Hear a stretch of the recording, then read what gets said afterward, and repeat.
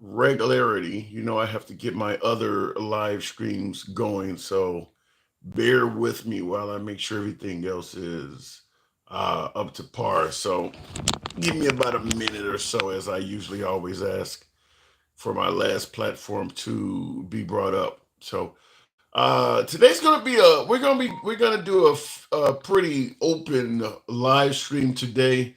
Couple things I want to talk about though, but I just want to make sure my notes are correct here so I don't forget what I want to talk about. All right, so let me go ahead and get this last platform up and we'll start the program momentarily. So we're going to kind of have an open forum of sorts, but there is a couple of topics that I want to run by you. And as you see, I'm noting here, are we rooting for the bad guy? And I'm going to give you an in-depth explanation of what the hell I mean by rooting for the bad guy. But I'm starting to see evidence that in America, a lot of us are beginning to root for the bad guy. There's a lot of recent cases to suggest that Americans are, in some case, actively rooting for bad guys. So I think I got everything going here. And not only are they rooting for bad guys, I want to know why the hell are we doing that? Why are we suddenly seeming to root for the bad guy? I'm gonna give you a bunch of them in recent days, recent weeks, recent months, recent years that we seem to be rooting for the bad guy. All right, let me see if I can get my screens going okay. And all platforms are up, and we'll be starting in three, two, one. What up, folks? Once again, it is indeed your boy Tim, the handsome liberal. Um, as I had mentioned to my pre-audience on YouTube, we're going to be having kind of an open forum of sorts.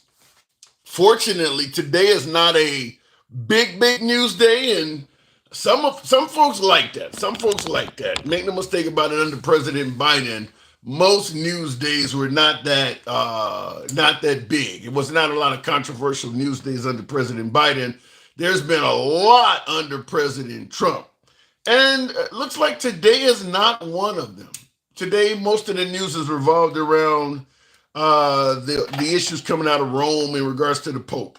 So not a big news day. So I thought today would be a perfect day to have some of you folks come on the program, and particularly MAGA. I like to hear from MAGA and speak your mind on the program. Liberals are always welcome on the program, but I do want to hear from as much MAGA as possible because I'm trading. I like to keep this show as open and as we take content from both sides. I lean center left, but damn it, that does not mean your politics are not welcome here, regardless of what they may be.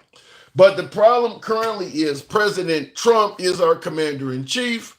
He's doing a lot of things that are controversial, and criticism of Trump can cause MAGA to stray away. I want as many MAGA viewers as possible. Now, I'm getting more liberal viewers because we're criticizing Trump, but I don't want it to be a one-sided show. I prefer both sides be there. So I'm going to have you folks speak your mind.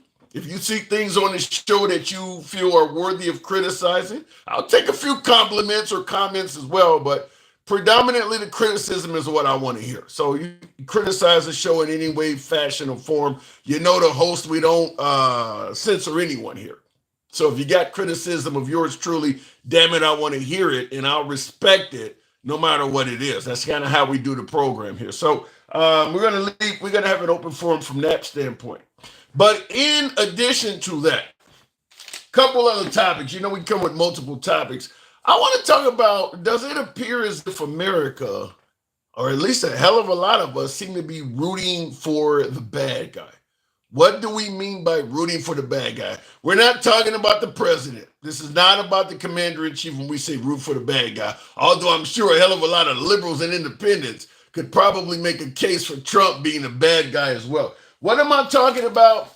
Well, in addition to the killers of Tyree Nichols, the African American that was beaten to death by 5 policemen on video in Memphis, there's also been a lot of other cases recently. Obviously, the death of Austin Metcalf by Carmelo Anthony is another case. Excuse the noise in the background, but Carmelo Anthony taking the life of Austin Metcalf. A hell of a lot of people are rooting for Carmelo Anthony to the point where he's raised almost $500,000 in donations for his legal defense. We've heard of I don't know what the guy's name is. Somebody in the comments let me know. But there is an African American whose son was in the midst of committing a major felony and was armed. The police took the life of his son, and he went out, got in his car, and found a random patrol officer, struck him with his car, taking that officer's life. Hell of a lot of people are rooting for the father that ran over and took the life of a random patrol officer doing traffic duty. Hell of a lot of folks are rooting for that dad. That's another case. Now, in addition to that, before folks start talking about black folks are going crazy, there's a Caucasian woman. Now, she didn't commit an act of murder or anything seriously violent, but apparently she was caught on video yelling out a racial slur, I believe at a kid that was around 5. So she's like a Karen on steroids. She called a little young kid, if I'm correct, the N-word. She was on social media. You know, people tend to plaster your face all over social media, and that usually can hurt your image. In this woman's case, money started pouring in. This woman so far has raised about $600,000. Her only claim to fame is she yelled the N-word at a young kid, at a kindergartner, rooting for the bad guy. That's what we're talking about. We're talking about rooting for the bad guy. In addition, one of the bigger, more well-known cases, obviously Luigi Maggione taking the life of the United Health CEO. Luigi has now crossed the $1 million mark. More than $1 million has come in for the defense of Luigi Maggione, who is literally on video, very similar to the killers of Tyree Nichols and the woman yelling a racial slur. All of that's on video, and these folks are raising a killing in terms of finances. And then, of course, we can go back a bit further. And Dencal, appreciate the galaxy. Thank you, Dencal. And, of course, we can go back further, and we can bring up everyone from Ashley Babbitt, even though she didn't raise there was no money raised for her. President Trump has continued speaking favorably of Ashley Babbitt, the January 6th protester who was trying to climb in through a smashed out window and hopefully get her hands on one of the members of Congress or the Senate. Kyle Rittenhouse is another. You know what happened with Kyle Rittenhouse. Folks rooting for the bad guy. Now, look, at the end of the day, we can debate whether Kyle Rittenhouse was a good guy or not, but his actions, some might suggest, lead otherwise. George Zimmerman, in a little bit, going back a bit further, George Zimmerman, and even the guy, some of you folks may not be aware of who Daniel Perry is, but he's a guy who who incentivized a Black Lives Matter protester to come his way. He shot and killed a guy. Ended up getting a murder sentence, but Texas Governor Greg Abbott pardoned Daniel, I believe it's Perry, not to be confused with Daniel Penny, the Marine who choked out an African American on a subway in New York. And once again, people were rooting for him as well. Does it not seem like in America, we are rooting for the bad guy? In all of these cases, folks go to their respective corners and start rooting for folks. A lot of these are cold-blooded murders. Some of these cases are literally cold-blooded murder. I'm going to assume that you would feel that way about Luigi Maggione, right? I mean, Luigi Maggione is literally popping the guy in the back. Same would apply to Tyree Nichols. You got 5 cops beating one dude who's not even resisting. Why are we rooting for the bad guys in some of this stuff? I haven't heard anyone yet rooting for the cops in the Tyree Nichols case, but I gotta assume that is indeed coming. Last but not least, and I see what the comments are. Eddie Willington, somebody says same with voting for Trump. I don't quite get what you mean there. But last but not least, you've heard about all of these protests. We're talking about Gaza, we're talking about Hamas, we're talking about Palestine, we're talking about against Israel, and you're hearing that the Trump administration is certainly going after everyone from immigrants that are in these protests up to and including some of the Ivy League colleges for allowing the protest to take place on campus. I'm gonna ask a simple question because President Trump is suggesting that, whether it is Jewish students being harassed on campus or things of that nature, Trump is suggesting that those schools should not have federal funding and should be dealt with because they are letting the protests get out of hand on their campuses and doing little to nothing for, let's say, the Jewish students or some of the other folks.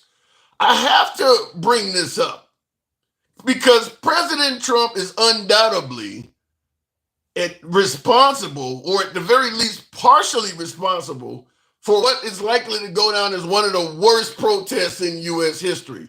Is he the man to hold a university or any other entity accountable for letting the protests get out of hand and not provide protection for those who are being harassed? Talking about President Trump suggesting that the universities are not doing enough for students that are being harassed and they're protesting for the wrong cause. And he literally is likely to go down in history as the orchestrator of one of the worst protests in American history. Does this fit in the category of calling the kettle black? Or am I getting this completely wrong? I want to hear from you folks on that. So those are our topics as always. We're certainly going to allow people to speak their mind today. You can be critical of the show. If you've been watching for any length of time, you see things that are wrong, unbiased, unfair, whatever the case may be. The host, if you think the host is full of shit, come on up to the box and you can certainly get your point across, your opinion across without any concern of the host trying to limit your time or censor your free speech. Now, obviously, if it's something stupid, if you just want to come on and yell the N-word or something like that, for the sake of the platform, I can't let that happen. But if you want to come on and really tear into the host or other folks in the comments for something you may have been concerned about, you're welcome to do that. We don't block, ban, or censor, so understand that. So looking in the comments right off the bat, and by the way, tap the screen. We're on it a little bit early today, so tap the screen, get the likes up to about 10,000. It helps out the algorithm on TikTok. If you're watching on Instagram or YouTube, appreciate you coming on as well. Superman in the house. I don't know what that means. I always remember January 6th. Yeah, I don't think there's any way for January 6th to not be remembered. Ashley Babbitt's family did get a payment. That is true, Zach Built. That's what we're talking about, rooting for the bad guy. Ashley Babbitt's family sued the government for a whopping sum of $30 million that the government has settled. We don't know what the number is, but the government has settled with the family of Ashley Babbitt. Rooting for the bad guy is what we're talking about. Dencal, good evening and welcome to the program. Good to have you on this afternoon. Yeah. Hey, so do you see it like I'm suggesting where it's starting to look like we're rooting for bad guys here? Yeah. I mean, we kind of have always kind of done that. I mean, it's kind of more obvious and in your face right now, but anybody who's been accused of doing something that's been racially insensitive, they always get backing from their people. Whoever believe that the stuff they're doing, just like somebody was just in the chat saying, why shouldn't the lady who was yelling at an autistic 5-year-old, calling them the N-word, that's the same thing as what happened with Carmelo. Now, we don't know everything that happened with Carmelo because it got to go to court. We got to see all of the evidence, how the situation played out. Everybody's got their assumption about what actually happened. They think a black dude just jumped up out of nowhere and just, stabbed somebody. which we know that that's not how it went down. So trying to compare that to go ahead. Trying to compare that to a video of a woman, throwing racial slurs at a 5-year-old is not the same thing. No. I mean, there's no legitimate excuse for throwing racial slurs at a 5-year-old. But in regards to the Carmelo Anthony thing, like you said, these are not the same. Putting on my devil's advocate hat and taking the other side of this, some would say it's worse than Cal. I mean, he literally plunged a knife or some type of sharp instrument into the heart of I don't want to say a fellow student because I don't think they were the same, a peer. Into one of his peers, he plunged the knife into his heart. And have you seen anything that indicates that Carmelo Anthony's life was in danger at all? That's what I'm saying. We don't have the information. We don't have enough information to say, okay, he was some cold-blooded killer who just happened to, be somewhere and just stab somebody for no reason. There was a reason why he stabbed the dude. We don't know what it is. We don't know all of the information. We've got different witnesses saying different things. So I'm just saying we don't know. And so for somebody to say, okay, well, we're going to help support this person in their defense because we don't know is different from somebody who has already been adjudicated or the woman who we already know exactly what she did because it's on video. Those are two different things. Well, we keep equating everything that, okay, as soon as it's a black and a white person, okay, the black person is guilty automatically, but then the white person is not guilty.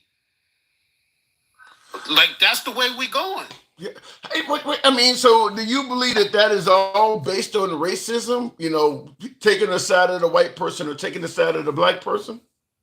I mean, it is. I mean, we can see that. You can scroll through your chat, and everybody who's on the lady's side is saying that, oh, what she did wasn't a crime, and it's not a big deal that she. But if you're saying this. But if you're saying automatically taking the side of the white person or taking the side of the black person is predominantly based on racism, then you are indeed admitting that there's a hell of a lot of black racists out there too. Because a lot of black people, I mean, like for instance, with the guy who ran over an innocent cop, and that cop was innocent because he had nothing to do with the death of his child, a hell of a lot of blacks are rooting for this father. And why are they rooting for him? Why are they rooting for him taking the life of a totally innocent police officer? Right. Hatred of police.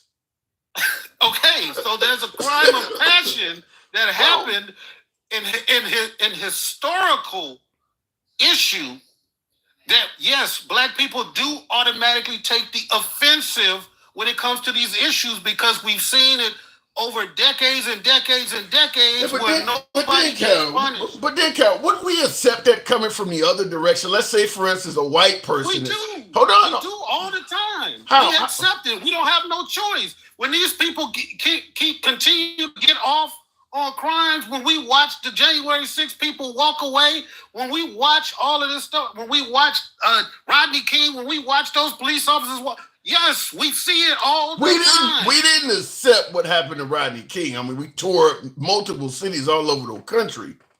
Exactly. And what do you think should happen?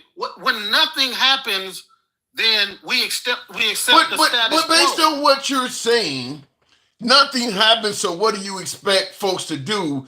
Based on that statement, then you should understand, let's say, for instance, an old white guy sitting around watching Fox News, and he is sick and tired of seeing African Americans going in CVS or Walgreens and mob robbing a place. And he gets sick and tired of them going to court and getting let out and getting nothing happening, as you put it. Would you accept that old white guy going into CVS and the next time you see some kids robbing and you start blasting them? Because that's what you're talking about. No, that's not what I'm saying. Because you're taking away the whole historical context. If an old white dude is sitting there watching Fox News complaining about black people getting away with shit, he has no understanding of the historical significance of why the hell they're doing it in the first place. You telling me there's historical significance to going in CVS and robbing of everything that's in there?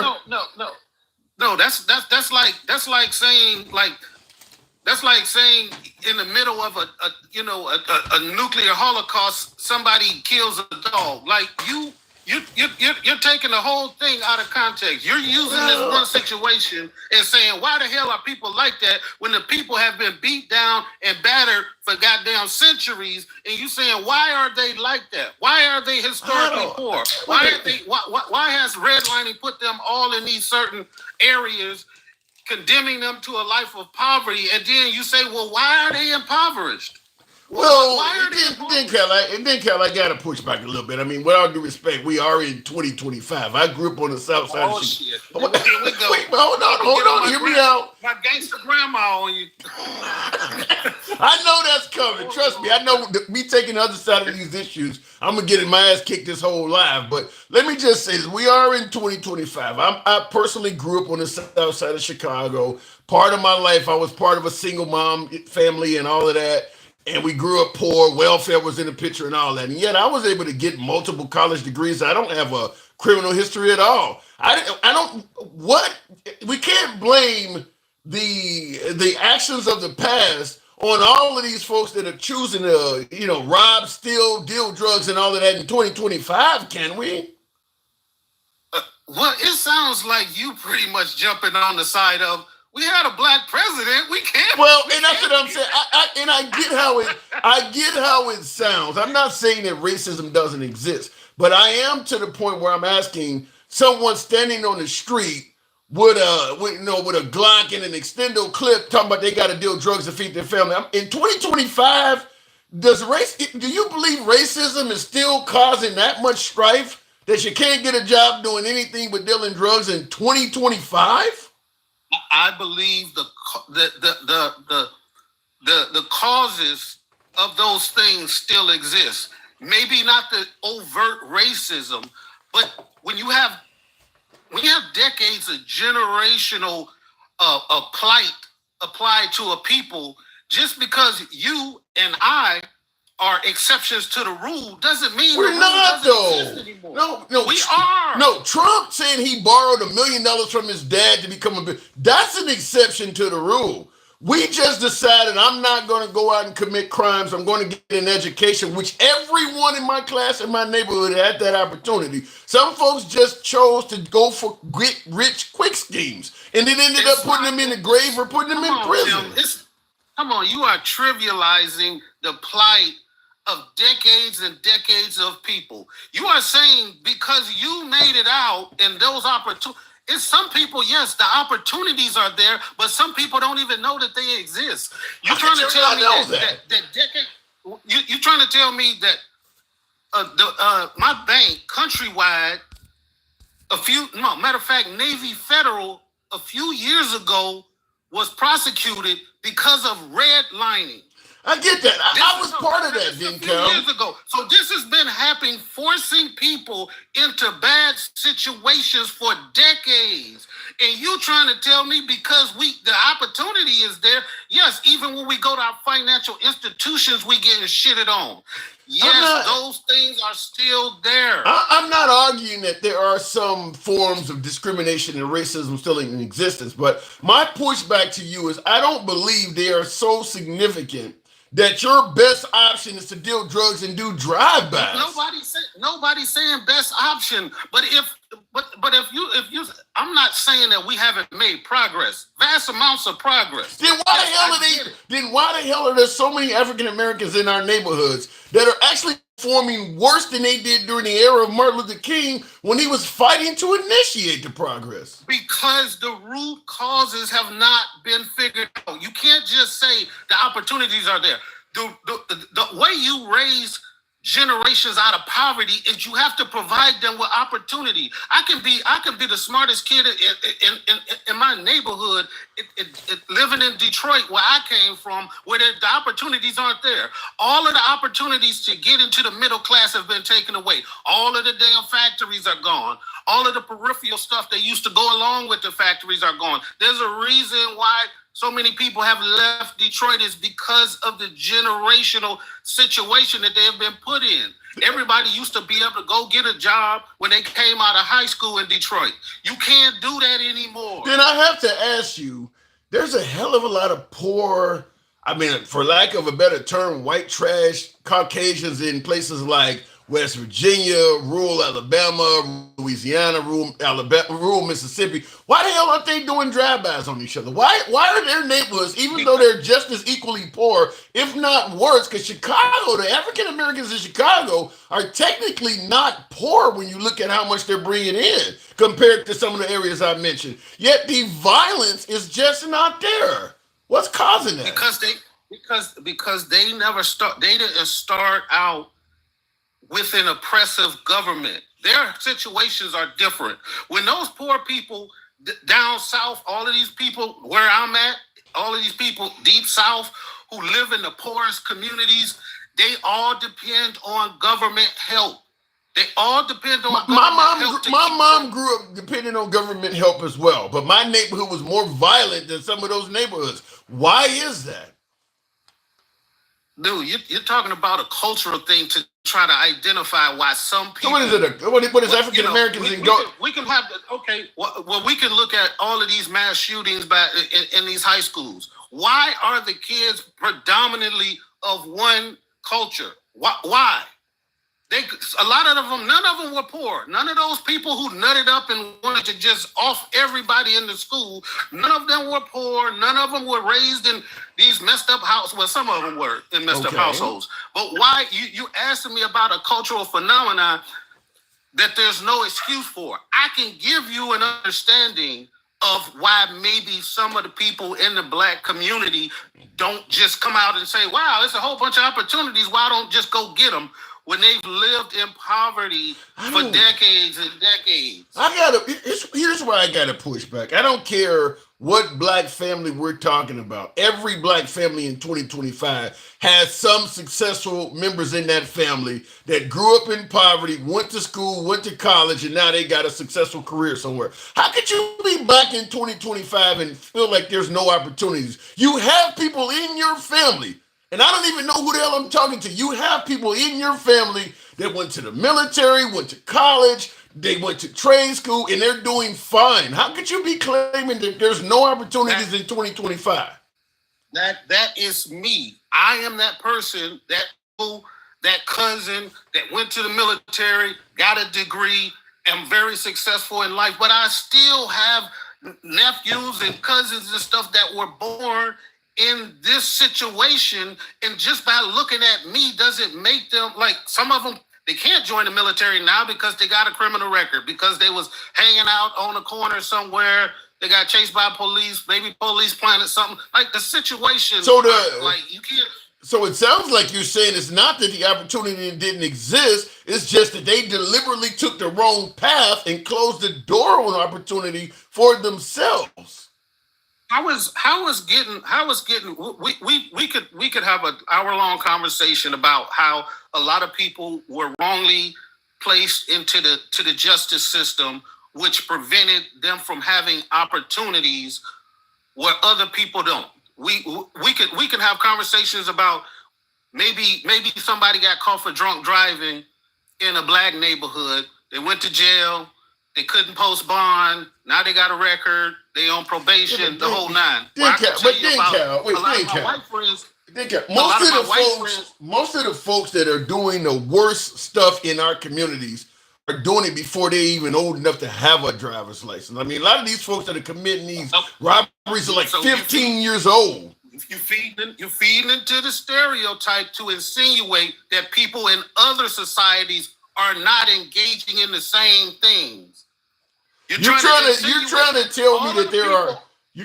All of the black people, all of the black people that are in prison right now for non-violent drug offenses, who have had their lives destroyed, compared to they've already done studies that white people use drugs just as much as black people do. So guess what? They got dealers, they got distributors, they got all of the same shit. But if no police is in their neighborhood looking for dope dealers, guess what they gonna find?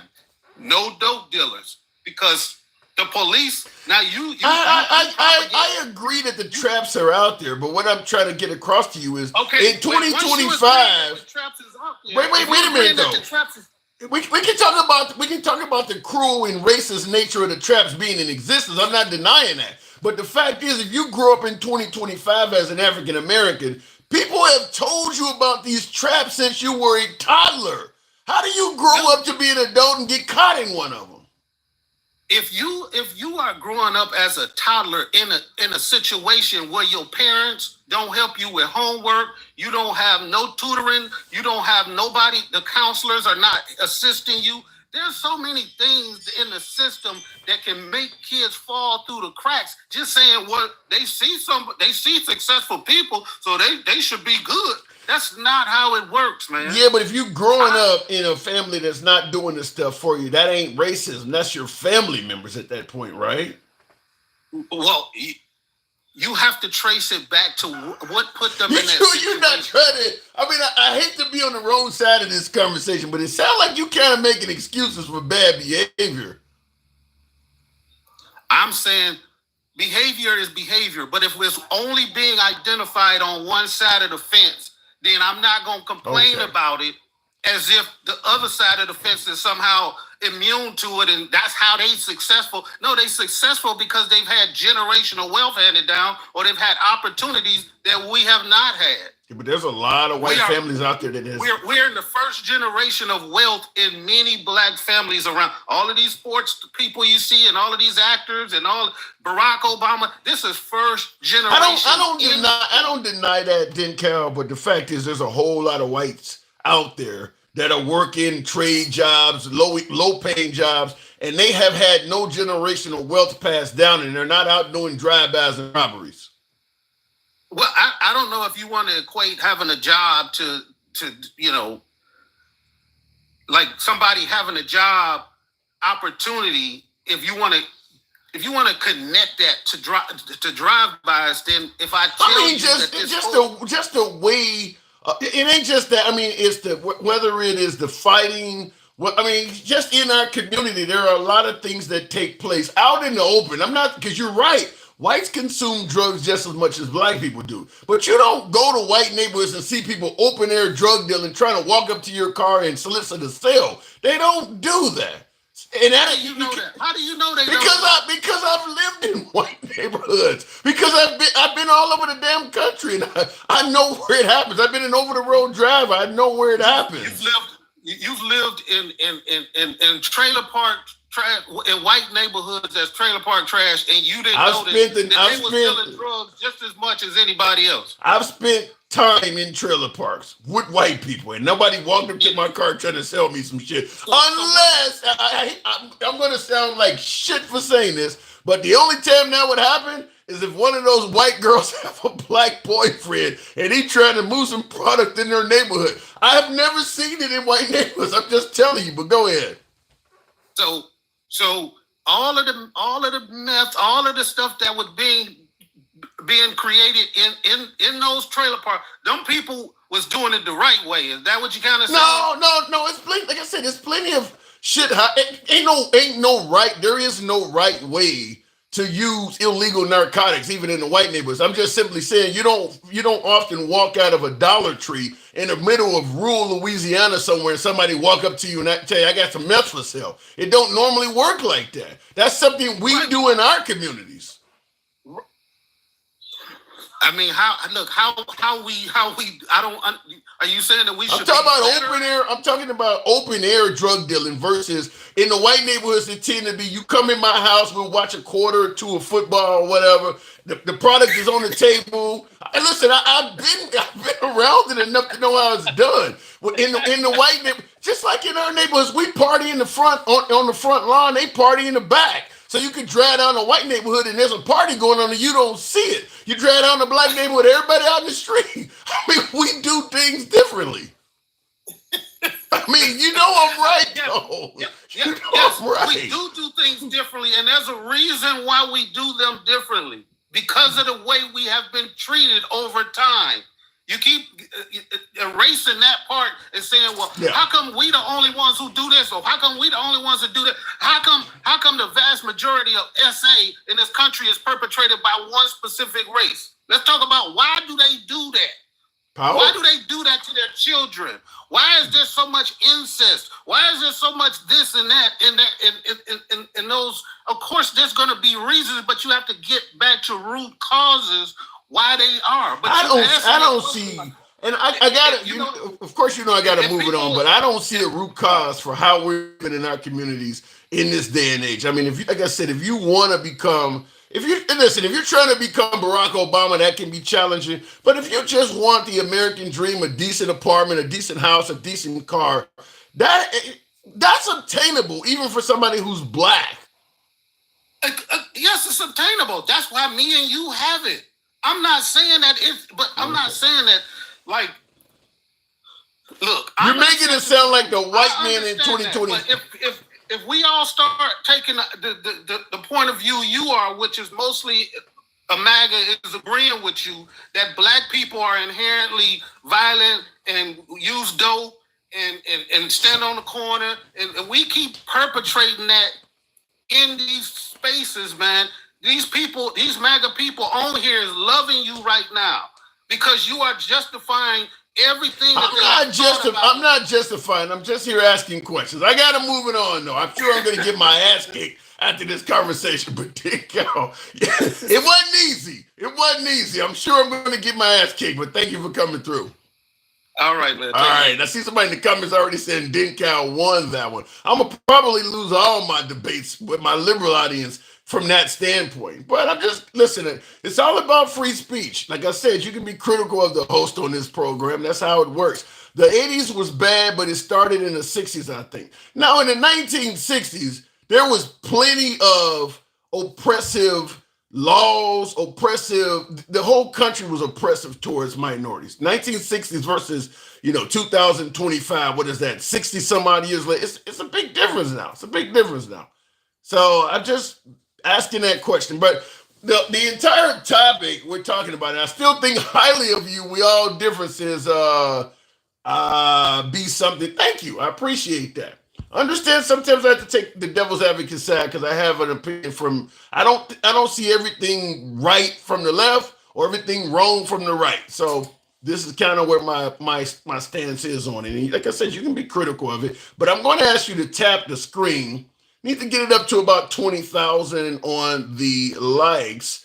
And I want to make sure I got everything here. I don't know what the hell did I just hit here.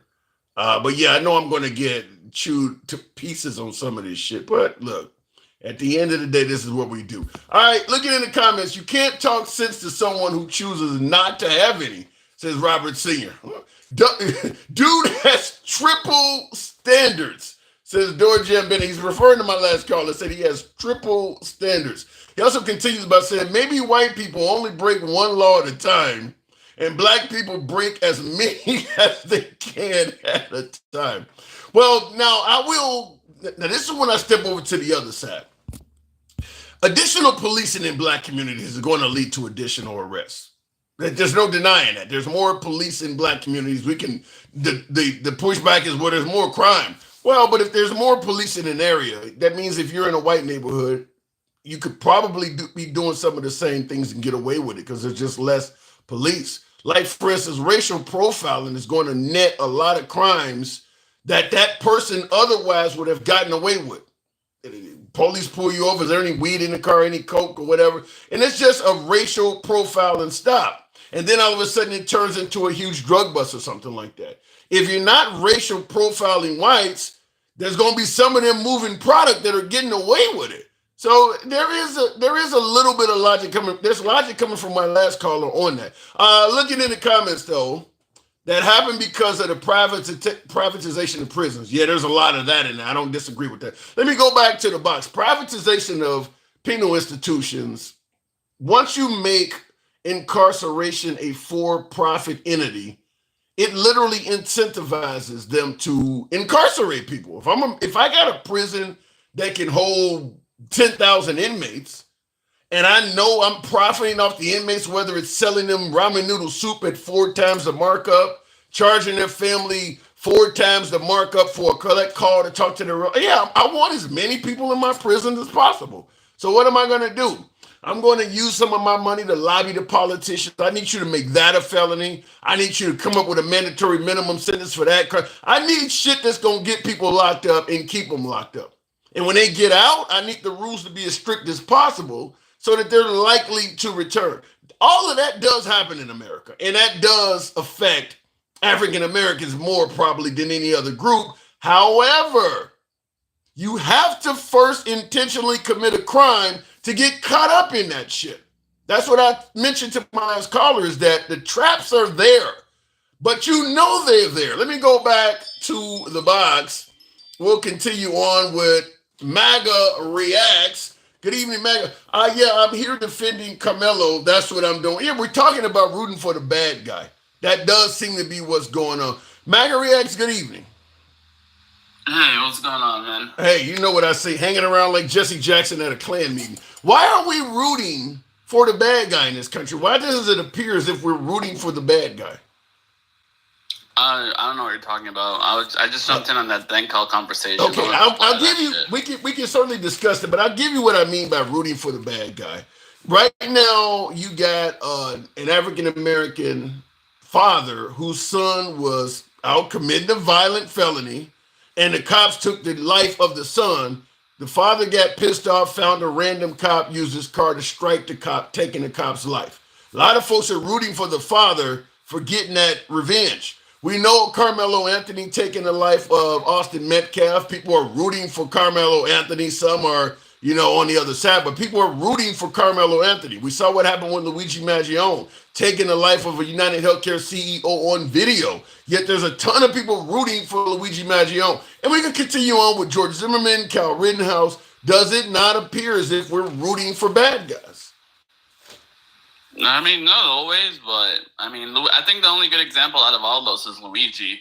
Other than that, all those other guys, I don't see it. Running over a police officer intentionally? I mean, if it was the police officer that killed my son, it wasn't the police officer. It was not the police officer. It was a random guy. He had a beef with the police department for taking his life of his son, but he went and found a random officer and did that too. Yeah, that's why I can't root for him. Like, maybe if he went after the guy that got his son, and this guy did something. Yeah, but MAGA. Son, I would root for him. But MAGA, that's the issue. People are rooting for him. Then I just don't understand it, so I can't really comment on it. I don't know what you want me to say. Okay, here. Rooting for Ashley. I give you one you do know. Rooting for Ashley Babbitt. I mean, with her, she didn't hurt anybody. She was a victim. She's the one that got hurt. Who did she hurt? The door? The window? I mean, was she not actively committing a crime in the process of committing a crime? Why are you rooting for a criminal? I mean, again, where you're comparing murder to breaking and entering and breaking a window and really protesting or rioting. Call her a rioter. Okay. She is a criminal, but in today's age, there's a lot of anti-heroes on TV and in movies. And, we've learned throughout time that not everybody's bad. Like, there's no such thing as 100% bad. There's a good side to everybody. Do you see what One person's terrorist is another person's freedom fighter. Do you see what Ashley Babbitt was doing as an act of patriotism, as Trump says? Yeah, because she was protesting a stolen election. And if she truly believed that election was stolen, then yes. So if you didn't believe it and she was trying to steal it for her side, then I would agree with you. But she truly believed the election was stolen, and she was there to at least get answers to, So you hold on. So you believe, okay, some of what you said is true, but it's baffling at how you came to it. Okay, so I believe the election is stolen. So I go to the Capitol building with a bunch of other folks, and we just smash out windows and everything in effort to, as you say, get answers. So we're going to break into the building and when we finally get there, you think they're going to have a conversation with us and give us answers? Well, our hope was to get answers before it got to that point. Okay, that's fine. But once you're at the point of smashing your way in, do you really expect once you get in there like that, they're going to sit down and have a nice conversation with you and give you answers? No, but at least Look, it was a bad idea, but it worked. Good answers. That year, it worked a lot for the other side. It worked a lot for BLM. You know, they were getting a lot of consideration when it came to police brutality. So, you know, the same folks you would. The squeaky wheel gets the oil. You're criticizing Trump calls BLM a terrorist outfit, but because terrorism is working for Al Qaeda, then I'm going to go do it too. Is that what you're saying? Again, it depends on your side. Like I said earlier, one person's terrorist is another person's freedom fighter. So you see what Ashley Babbitt was doing is fighting for freedom. Yeah, because she truly believed the election was stolen. She was just looking for answers and making sure that the people got heard, because, you know, otherwise they would have just skipped over it and nothing would have been answered. I mean, in the end, it came out to be a bad idea because they used her protest against her. They used her protest to silence. It's a bad. In the end, it became a bad idea. It's a bad idea to begin with. I want to get answers from my local politician, so I'm going to break into his office and force him to talk to me. You really expect this guy to sit down and talk to you when you come in like that? Anybody expecting that they were going to get answers, as you put it, by entering by force in that manner, you're just going to send all of the people you're trying to get answers from running for their lives. Nobody's going to talk to you. What kind of sense does that make? You're making it sound like it was my idea to do it. People have been protesting since the beginning of our government. I think we're still going to the Capitol and protest. It's not like MAGA invented this. Yeah, I think you're getting it wrong is what I'm getting at. They were not going into the Capitol building to quote unquote get answers. They were going into the Capitol building to stop the process of a peaceful transfer of power. You're not going to get answers doing that. I think it's pretty obvious that nobody's going to sit down and have a good conversation. I don't think anyone believed that they could stop the procedure. Yeah, they just wanted to show they did. They actually did stop the procedure until later that night. They successfully stopped. Yeah, they didn't. They all went scattering. They had to come back. Nancy Pelosi and they had to come back later that night. Too much credit here. You make it sound like everyone had this planned. This was a spur of the moment thing that maybe a few people had it in mind, but most people were just following the leader, or some of them were just pushed in there with the crowd. So what you're saying is MAGA is a bunch of sheep. They just followed the leader into a felony. I mean, most people were there to just protest the election, and they saw an open door and they went through it. And, you know, a lot of people just walked in there. I know a few of them were agitators, but most of them just were following the crowd and making sure they got heard. You really believe when you're walking with an audience, people in the audience is yelling that they want to take the life of the vice president and they want to overthrow. You're walking with that, well, I'm just following the leader. We're just going to go get answers. You hear what people in the crowd are saying. You know, once they get in there, the Secret Service might start. It doesn't work like that. Just because one area of the crowd screams that doesn't mean everyone in the crowd hears everything. Okay. Like for a lot of people, like the people at the beginning, they bum rushed the barricades, right? But by the time most of the people got to the barricades, they were all scattered. It even looked like there was barricades there. I think you're making up excuses. I think any video you see of what happened on January 6th, if you're an adult, you know that is not the proper way to enter the White. Even the guy with the Viking hat on, QAnon Shimano, there's a peaceful part where he's being let in peacefully. But you know you don't go on a tour of any federal building when there's like 6 or 7 armed officers that are stationed around you. That is not how you normally go on tour. There were people that got charges for walking past where the barricades were. You know how they had barricades in the middle of like the opening in front of the Capitol? There's a guy I linked you the link a couple of weeks ago. The guy just walked past where the barricades were. But by the time he walked through them, there was like almost no barricades. It didn't look like a barricade at all. You're walking like 2 miles to get to the Capitol building. There's no way you walk 2 miles to get to that building from where Trump was speaking, and you didn't hear people talking about doing violent shit, or you didn't see ahead of you people breaking into the building and climbing on the roof. I mean, it was pretty Some of obvious them it was an have overthrow. legit permits to have You a don't have fence legit there in that permits. You area. don't have a legit permit to climb on a fucking roof. If you're walking to the Capitol building from where Okay. Trump spoke, Again, you can see you're ahead of you. You're convoluting the first row with people who came in like the 20th or the 30th row, then the back. Not even the back. Like just I'm the telling middle, you, like, you can literally on a clear day see for at least a mile. You can see that building and tell people are on roofs and stuff of this building where they don't belong. You can see that long before you get to it, that people are climbing up, they're taking out flags. You can hear the screaming in the crowd. You can tell that this shit ain't going normal. You're trying to make me think that somehow folks thought it was a normal protest that they were walking to? They have the video. It's not like I have to make you believe anything. They have the video. These people are walking through the walkway, you know, the opening in front of the Capitol. They're walking through it. There's some scattered barricades, but they don't look like they were meant to stop anyone. And just by walking past them, they got misdemeanors and almost got a felony. Yeah. And this guy didn't even walk through the main door. He stayed outside, but because he crossed the barricade, they went after him. There is no way for a speech. There is no way. What you're saying makes no sense. If you're in the back of the crowd to the point where you get up there and there's scattered barricades, by that point you can see things are in disarray. Stuff is broken. People are climbing up walls because you're in the back of it, as you say. So a lot of the folks who are really violent done already went in. You can clearly see toward the back of that crowd, people are all over the place that they don't belong. It's pretty obvious you're looking at something happening that is not normal, and you're trying to make it sound like it is.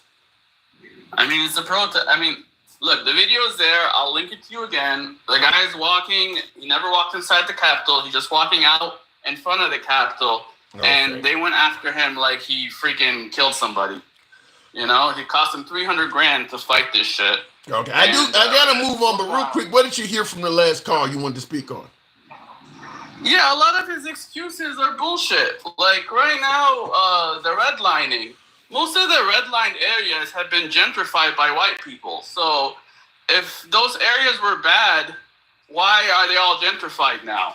By white people moving into them and, you know, fixing them up and improving them. And then, you know, right now we have a shortage in a lot of trade skills. Like you could become a welder, you could become electrician. There's a lot of jobs out there. Even with a felony, you could go get trained as an electrician, as a handyman, and people are begging for a good handyman. I mean, there's so much opportunity out there. And then my cousin works at a black school, basically. The school is like 90% black, and I volunteer there with him all the time because, you know, I'm very good with technology, and they have 3D printers, and I'm like the only one that knows how to 3D print in the whole school, so I volunteer. Yeah, because your ass is making guns probably, but keep going. No, I'm making, right now I made them solar houses, like model houses, but they're solar powered. Okay. And they had the stuff they have in the classroom. Oh my God, I never, like, in my wildest dreams when I was in school, I didn't think I would have any of that. They had 30 tablets, 20 computers, touchscreen TV / like they're, instead of a blackboard, they have a touchscreen TV that's their blackboard. Wow.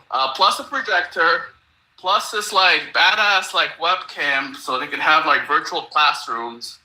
And this is in a fucking black school in the ghetto. Like I can't even describe it any better than that. And they had so much. They have so much opportunity. Like the stuff that's in that classroom was crazy. They had solar panels and all this 3D printers. Everything, so much shit that we never even dreamt of, you know? I had the same class. You and I don't normally agree on much, but I think we do agree on this case that I believe there's enough opportunity to at least establish a decent job and career in America.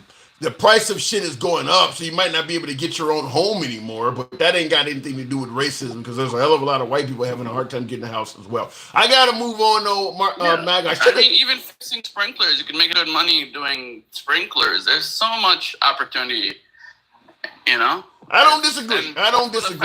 In fact, I would tell you something. If you live in a liberal city where most African Americans live at, It's probably more opportunities there than in rural southern states where white people live.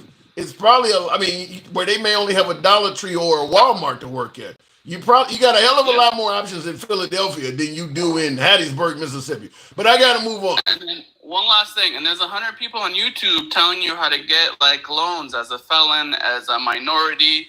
Yeah. You guys scream about DEI, but there's a lot of DEI opportunity out there to get loans just for being a minority. So take advantage of it. All right, MAGA reacts. Thank you. That wasn't peaceful. That wasn't peaceful this time. Probably, I think I know why. But Successful MD says MAGA is a gang. Deport them. You want to deport all of MAGA? Wow. You cannot get a loan if you have a felony on your record, says Arshafine. Is that true? I think that's the way I've heard it, but does that apply to like every single loan in the book? Like, are you saying that you cannot get any federal loan at all if you have a felony? MAGA React says that's bullshit. I should have asked more in detail of that. Meaning, George M. Bennett says, meaning don't smoke, speed, and have no driver's license with a load in your trunk. Yeah, something of that nature. But yeah, I do believe, because I'm not so far gone that I'm going to pretend like America is perfect. With African Americans only being like 13 to 15% of the population, it's never going to be equal. I mean, my guess is if African Americans were 60% of the population and whites were only 13 to 15%, it probably wouldn't be fair for whites either. But I'm not excusing it. I'm not excusing the history of what happened. I mean, it was atrocious. But I will state that I do believe, even to this day, the criminal justice system does treat people of color worse than it do people who are white, because the system is ran mostly by people who are white. If the system was mostly ran by people who are black, it probably would be better to be black than being white. So that part I do agree with. But that's what I stated before. Don't fall into the traps. If you live a life of obeying the law, your chances of falling into any trap set up by the system is significantly less. That's not to say you may not encounter a bullshit officer. That's not, I mean, some of them do exist, but if you are not breaking the law, your chances of being a victim of police misconduct drop significantly. It just does. Looking in the comments, Joseph Miller says they locked up black fathers had children only knowing one way not to be poor, gave incentives to mothers to be without dads. It's so easy to see this. That's true, but that happened back in the 60s, 70s, and 80s, Joseph Miller. That's not happening now. They used to have it where you couldn't get welfare if the father lived in the home. They did do things to incentivize separating the black families, but that hasn't happened for like the last generation or two. That's not happening now. But Johnny 11 says it's still going on. You telling me they're still separating black families? How so? Give me the incentive, what you're suggesting there, Cal and Johnny. How come we never talk about Antifa or BLM trying to burn down a courthouse for months with zero accountability? I'm not aware of that, Doorjam Bennett. I'm not. And by the way, here's the problem. Anybody can be BLM. Anybody can walk down the street and shout out BLM. Even a white supremacist can do that. So when you put things on BLM, how do you really know? So I haven't heard what you're talking about though, but anybody, BLM is not, you're not a card carrying member of Black Lives Matter. Anybody could do that. If you just want to tarnish BLM, go set a few cars on fire, yell BLM, and get caught, get filmed doing it. Well, BLM is doing that. Could be anybody doing that. Anyway, looking in the comments though, and who made those rules that they couldn't have welfare if the father was in the home? The Democrats. I don't think that, Johnny 5, no, and I'll go back to the box. By the way, tap the screen. Get me on up to about 25,000 in the like category. I do want to take another caller, but tap the screen, get the likes on up. I will say this. When you talk about racism from a standpoint of parties, it kind of falls on deaf ears with me for this simple standpoint. It's not, if we're going to suggest that the Democrats are the ones that treated people of color bad and the Republicans loved them, then that means that Republican states they should have been getting treated great. And there's no history of that. There's no evidence of that. During the time when America was in its darkest days, mistreating minorities and women and all of that, you weren't safe no matter what the party affiliation was of your state. Other than during the abolitionist era, where one area of the country was letting blacks be free and the other one was keeping them in slavery. Outside of that, it didn't matter where the hell you were. Jim Crow and slavery, all that shit was happening everywhere. I mean, there's plenty of evidence that Chicago and Detroit and all of the northern cities had racism and shit in them too. So bringing up, well, who did it? Was it the Democrats? The Republicans don't have a history of being very kind to black folks other than under Abraham Lincoln. Outside of that, the Republican Party ain't known to be all that great either. So I'm just going to simply say nice try. But notice you're not naming a host of historically Republican states or how black people were prospering and doing very well there. They were treating them like shit too. Looking in the comments though, kudos to DenCal, someone says, Johnny 11. Let me go back to the box. Am I at 20,000? Can you get your boy up to 20,000 likes? Going to the box, Gangsta Grandma. No, I'm doing a good job today, Gangsta. I'm doing a good job, right? No, you really not. You sleeping mofo, you. What the fuck? You go there, see how you be doing it, man. What am I doing wrong? One, the BLM, we wasn't burning shit down. Fookies or Ray Rays from the maggot side, we wasn't burning shit down. It was the right people, the white tea people. Yes, it was. No. But I tell you what, wait a minute. Wait. I'll let you get your point out, but you're trying to tell me BLM didn't burn anything down at all? I mean, I was in Ferguson. I didn't say not never. I said most majority of them, it was the white, it was the right side. It was the maggots that was doing, they came in and did this shit to make us look bad. What evidence do you have of that? The feds, the popos. Yeah, they arrested they sorry asses. No. And they was tweeting like a little bird. Yes, a lot of the rioting from BLM happened in a lot of black areas and shit like that. You're telling me MAGA came into black areas and did that? They sure did. No. The white team, go look at the shit, man. You need to go educate yourself. And before you start talking on this shit, because you really don't know shit about it. Yes. Well, it was. I know. I don't have to lie to kick it. Nope. I mean, listen, if I'm wrong, damn it. I'll admit it every day. I'll admit it every day. I come up in here, I have to roast your ass and slap you in the head sometimes because you over there beefy and fluffy with the wrong side of history. They're going to hang your black ass. That's what they want to do. You really think they like you? Do you really think they like you? No, it ain't. I mean, hold on. Shit, you don't sound like you like me either, goddammit. I'm tolerating your black ass because you're one of my folks. But I'm going to scorch your ass. I couldn't be around you. What?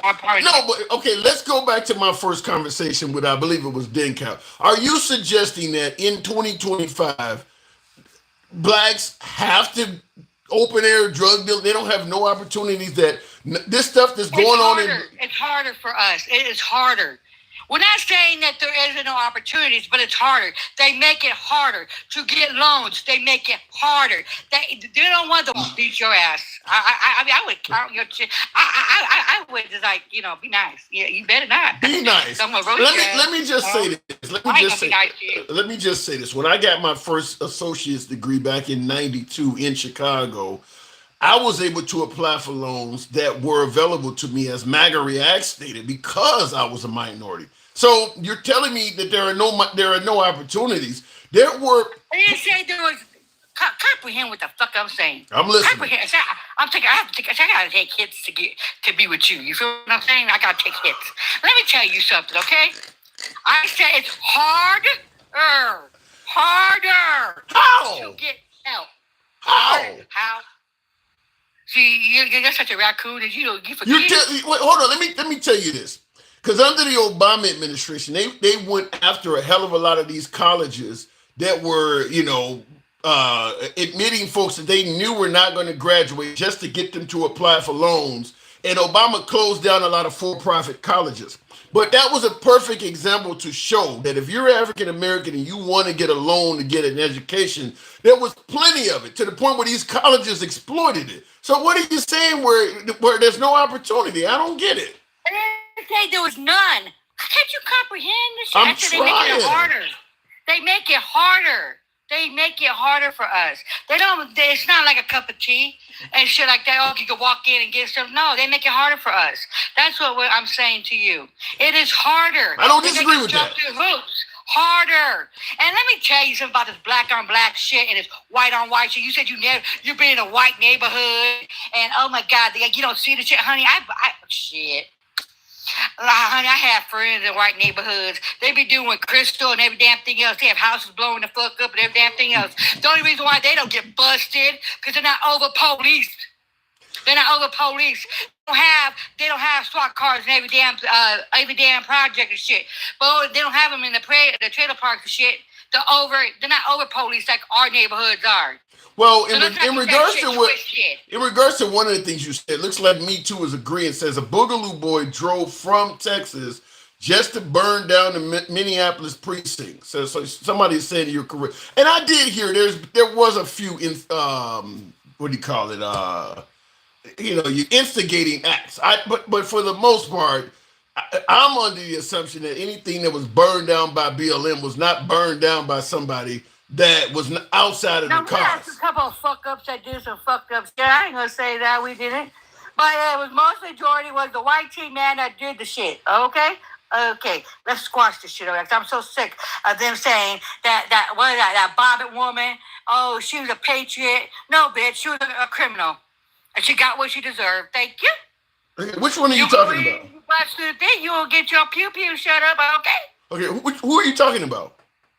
That one woman, that white tea woman, and went so-called protest at the the house, the Senate House, whatever the fuck day she was. You talking about Ashley Babbitt? January 6th. Yeah, Babbitt. And so unlike MAGA Reacts, you don't see Ashley Babbitt as someone who was wrongfully terminated, so to speak. No. She got what she deserved. Pew pew. Oh well. You want a cookie? Well, you can't eat a cookie when you're dead. What about the folks one less maggot we got to worry about. What about the folks who would suggest that, listen, she was unarmed, she believed the election was stolen, and she was... Well, you know what? Let me tell you something. You don't mess with the police. If the police tell you to stop and don't do it, you better stop and don't do it. We have to. Yeah. You think, come on now, we can just look at a popo and get shot. Now we're starting to agree on some of that. I do agree that one of the most often pushbacks against African Americans is you wouldn't be in this predicament if you had to just simply complied and followed the law. And clearly, Ashley Babbitt was not doing that. Let me tell you something. If it was BLM up in that bitch, we would all been unalived. You feel what I'm saying? We all would have been unalived. Because they would have been the pew-pews out and everything. She better be lucky that nobody else got unalived. Only the police officers, I feel bad for her because they was trying to do their damn job. You got unruly fucking white teeth people up in there and all the other fucking maggots that thinking they're going to do something big and bad. And they made all of us look stupid. Let me tell you something. BLM went out there because of injustice, because of police brutality. We went out there because our people are being unalived faster than the white T-man. That's why we're out there. We're doing something for the good, not going out there because you got to believe that the election was rigged because the white T-man was crying like a whole bitch. Well, I gotta push back from this standpoint. I have to push back. There's a hell of a lot of cases. I believe the one in Ferguson was a good example of. There was a bunch of rioting in Ferguson where the Obama administration with Eric Holder determined that it was a justifiable shooting, but BLM folks, as you say, they believed something was happening wrong, and they went. Same thing with Ashley Babbitt. What Ashley Babbitt was acting on was not true, but she believed it. So what I'm simply saying is, BLM. Let me tell you something. Okay, I don't give a damn what justice system was under. They always think that the people that get unalived by the police, they always get something wrong. We're still out there protesting because he didn't do nothing wrong. But the police gonna walk on this shit no matter what because it's the popo. So what the fuck is wrong with you? They always the popo. The popo will always walk on this shit. Oh, Derek Chauvin didn't walk. He's the guy who took out George Floyd. He's in prison. One thing, because you know what? I am proud that they took that motherfucker and they put him in underneath the damn jail. And I hope he gets everything he deserves. Well, to be fair, there are. I mean, the police often do get away with shit that looks questionable, but there are a lot of police that have went to jail for misconduct. Plenty of cops. Not a lot. Not a lot. No, not a lot. Not a lot. Nope. No, they rocking the blue. No. What about the notion that maybe you don't hear about all of them? If I don't give a fuck. They still the po-po. I don't trust their asses. I'll never date a police. I don't get by the police. I stay the fuck away from the po-po. Okay. All right. I don't fuck with the police, and I don't think that. And let me tell you something about me. You might think I always defend. I am pro-black and I defend. I don't defend everything. Wrong is wrong is wrong. You feel what I'm saying? And the same. That's my. You and I are not disagreeing on all of this. We're agreeing on a lot of this. I don't defend that white tea bitch that called the N-word to a 5-year-old autistic kid. I do not defend that. Fuck them. Fuck everything about that racist piece of shit. Do I defend the black man that killed, that unalived, Austin Metcalf and Carmelo Anthony? No, the Oh, you talking about the father that ran over a cop? Yeah, I don't defend that. That was fucked up. If you're going to unalive a pawpaw, why didn't you do the person that did it to your son? Would you have defended if he had did it to the officer that took his son out?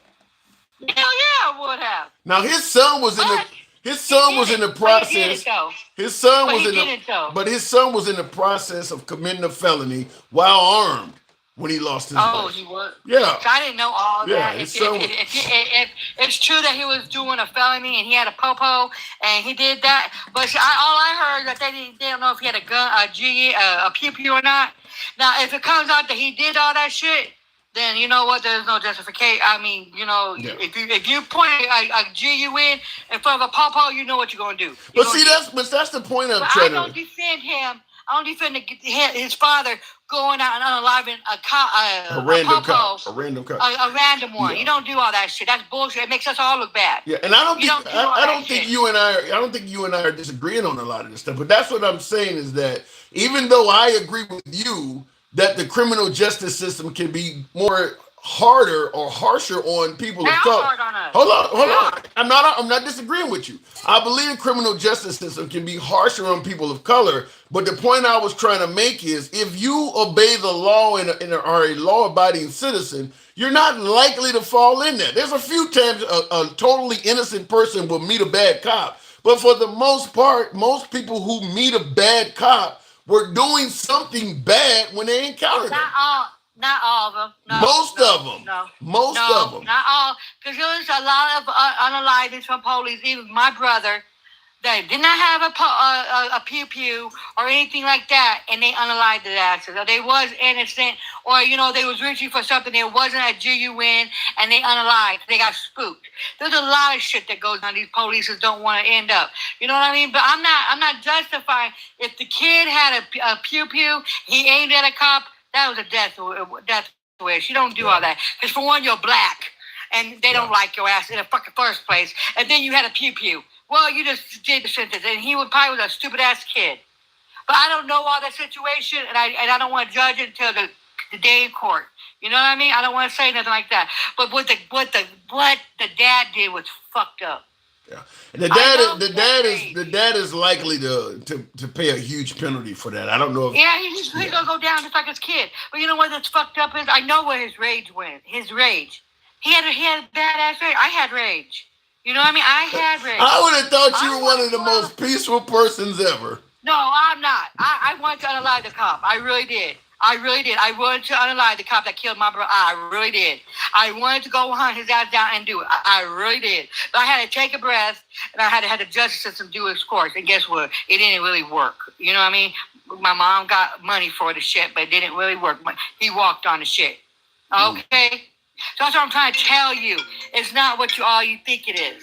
You know what I'm saying? All right, Gangsta, I do got to move it on so like somebody trying to get to you. Can I tell you something? Quit fluffing. I swear to God, quit fluffing for the white man. I gotta go. That's why they think I will wear gum and shit because you fluffing. There's no fluffing here. I gotta go. Answer your phone. Moving on with the program. Gangsta Peaceful. She is, Gangsta Peaceful. If she Could the wording of that Sutton, whatever that's, I cannot read what you're trying to say there. This lady need a TV show. I like Gangster Grandma. She doesn't take it easy on me, but listen. At the end of the day, we run a show that can have passionate viewers, and if you got a passionate opinion, that doesn't exclude you from coming up on a show whatsoever, even if it's to tell me you totally disagree with what I am often stating, which she absolutely did. Looking in the comments for how long you kill young black kids. Maxwell, and what are you talking about? I don't get that one. Goodness, God rest her soul. Damn. All right, let me go back to the box. Louisiana has the worst rep for racism, but we all help each other here. Says, weren't you guys? Wasn't it down there? You guys were going to vote in. What is the guy's name? Used to be part of the Triple K. Back in 2015, it said if you don't vote for Trump, it's considered treason against the white race. David Duke, didn't he run for public office in Louisiana and got like 30% of the vote or more down there? So I do believe you are right about Louisiana. Your history down there is pretty dismal. They didn't need to walk 2 miles. This is 21st century. You have a computer in your pocket. Actually, the distance from where Trump gave a speech on January 6th to the Capitol building, it is about 1.5 miles to 2 miles. That's what I was told. You telling me, what are you saying? It's a couple blocks? What are you telling me that's different? Anyway, moving on with the program. Tap the screen. Get me on up to 30 thou. Make the lights come in. We're talking about the potential of rooting for the bad guy. Whether we're talking about what is his name? Carmelo Anthony taking the life of Austin Metcalf, Luigi Maggione. As my last caller pointed out, you got this white woman now that she got caught calling a 5-year-old the N-word, I believe. I believe the kid was like 5 years old. She's on video calling the kid the N-word, and people have donated over $500,000 to the white woman. Her only claim to fame is she called a black kid an N-word, and people have donated a heap of money to her. We're talking about rooting for the bad guy. Even this cop that you heard me my last caller discussing that got angry that the cops took the life of his son who was out committing a felony, and the father decided to pick a cop at random, use his car, and run over the police officer, taking his life. A lot of folks are rooting for the dad. And then going back a little bit further, we talked about Ashley Babbitt, the likes of Kyle Rittenhouse, George Zimmerman, Danielle Perry. Folks seem to be rooting for the bad guy. Why is that? I want to talk about that. And I mentioned this in the beginning of the live before we go to the next caller, but Trump is still going after the Ivy League colleges, Harvard in particular, cutting federal funding, stating that they're having all of these violent protests on campus, suggesting that they're not protecting their Jewish students from folks that are protesting in favor of Palestine or even Hamas, and going all up in their face. And Trump is saying the schools are not doing a good enough job protecting folks on the campus. I asked this question, certainly in regards to the conversations we have been having. Is Trump the right messenger for this? Is Trump the right messenger for this? Certainly when you take in consideration that he is likely to go down in history, as I stated before, he's likely to go down in history as the orchestrator of one of the most violent protests in history. Trump is talking about Harvard does not protect its Jewish students. Meanwhile, he threw a protest and he did nothing to protect the likes of Mike Pence and the entire House and Senate that were there that day. He did nothing to protect them. Is he the right messenger to bring up the protest at Harvard? That's what we're talking about. Tap the screen, get the lights on up to 30,000. We'll take the next caller. Okay, donate to Tim because someone called him Fluffy, whatever that is. When one of my guests called me a fluffer, I guess I hate to go over this shit, but I'm going to go ahead and do it again because somebody brought it up. You're going to occasionally hear folks suggesting that I'm a fluffer or that I am fluffing.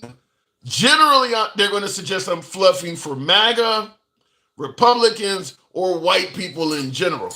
Fluffer. I didn't know what this was until I started hosting the show, but apparently a fluffer is the person that works behind the scenes for adult content. let's say you got basically a porn movie. The male talent sometimes can go soft a little bit. There's a person whose job it is to fluff up the male so that he's more prepared for the scene. I guess kind of like a human case of Viagra or Cialis or something like that. So when you hear folks suggest that I'm a fluffer, that's what they're referring to. Yeah, it's insulting. I don't mind. I let the people speak their mind. I'm not. This is not a fluffing zone, but I do hear that all the time.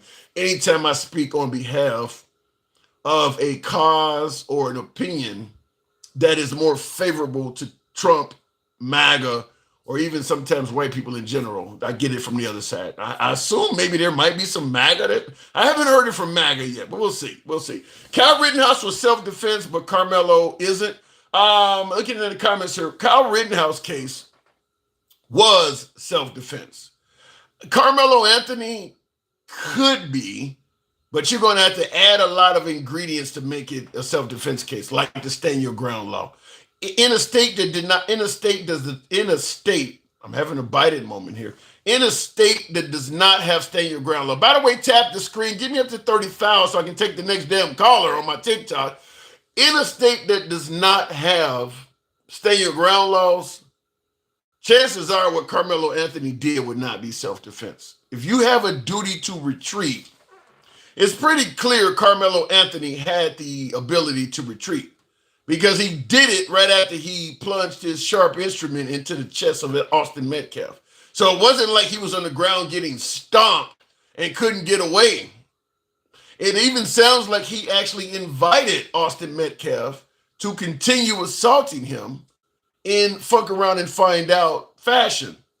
So Carmelo Anthony may win a self-defense case, but you're going to have to add some ingredients to it, like stand your ground. Because if stand your ground doesn't exist, he's not going to get away with that, in my opinion. Kyle Rittenhouse, on the other hand, based on what we've seen on video, was a clear-cut case of self-defense.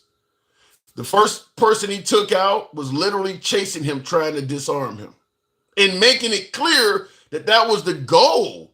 It was to harm him. You're chasing a guy who has an AR on him?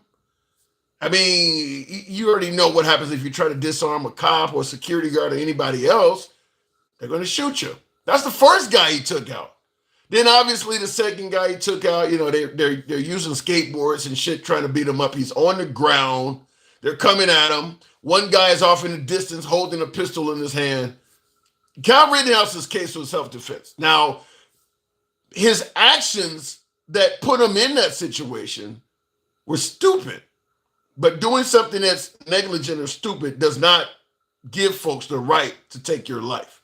So Kyle Rittenhouse's case, in my opinion, is absolutely self-defense based on what you were able to see on camera. But he was dumb and stupid to put himself there. He just happened to get really lucky because all it took was the guy, what they call bicep man with the firearm, the pistol.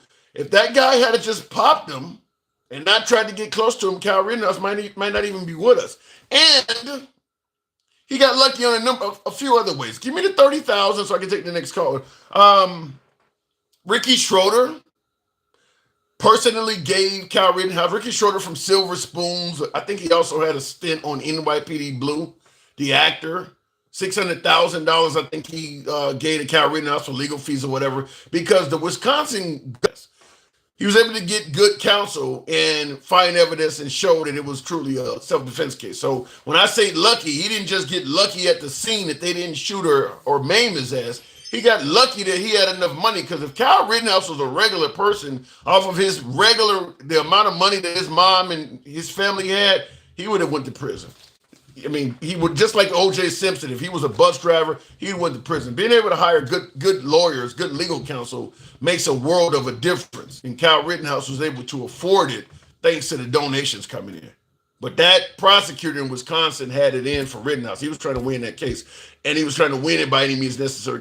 Carol, I can't even pronounce your last name, Keem or Khalid. Thank you for the support. Real quick before we move back on, are we at 30,000? We're talking about speaking your mind today, by the way. SGB, just because somebody pushes you doesn't mean you could take their life. That is still cold-blooded murder. Well, That's what I'm talking about. You know, the stand your ground case. By the way, I don't have the name, but I will bring up another bad guy people were rooting for. Some of you folks may have seen this because it's on video. I don't remember the name or the players in the game, but there was an elderly white male that was at a gas station. This was in Florida. This is down there in Florida, same state with George Zimmerman and Trayvon Martin, but he was at Florida. A black couple pulled into the gas station, and apparently they parked in a handicapped parking space. They were a young couple. I don't think they were even 40. Young couple. And the male driving the vehicle who parked in the parking, but it might have been, I don't know which one was driving. I think it might have been actually the female. Whatever the case may be, the young black couple pulled into the parking space in front of the gas station. The male got out of the car and went in the gas station to get whatever they were going there to get. The woman stayed behind in the vehicle. The old white male that was hovering around the gas station, loitering around the gas station for some odd reason, began heavily criticizing the woman in the car over how they parked. The black male came out of the gas station, saw his woman being verbally attacked by this old white guy that's standing outside of the car. He walks up to the white guy and he shoves him to the ground. That's all the physical contact. He shoved him to the ground. So you got the white guy sitting there on his bum looking up at the black guy who shoved him to the ground. I don't think they're any more than maybe 10 feet apart at the most. The white guy reached into the waist of his pants, pulled out a pistol, shot the black guy and killed him. We're talking about rooting for the bad guy. A lot of folks are rooting for the white guy, suggesting that you shouldn't have put your hands on him. That was enough. So for you folks who are talking about Carmelo Anthony did not have a right to take somebody's life simply from being pushed, that guy did that. If it wasn't for the likes of Al Sharpton and BLM going down to that area and threatening to protest, they had already cleared the white guy of that homicide. But once BLM and stuff went down there, they reopened the case. He ended up being convicted of murder. And I believe he's still in prison. But that happened in Florida. He was about to get away with that. Just like in George Zimmerman's case.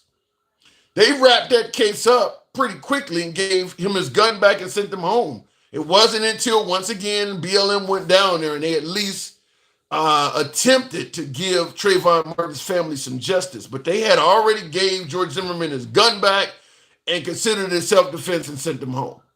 So they moved pretty quick on some of this stuff, if the victim is black, apparently. Anyway, looking in the comments, though, look, we don't take lightly to disrespecting our women. Fuck around and find out. Well, you can't shoot somebody. No, he couldn't shoot him. No, Carmelo Anthony was trespassing. He was not supposed to be at that track meet to begin with. Are we at 30,000?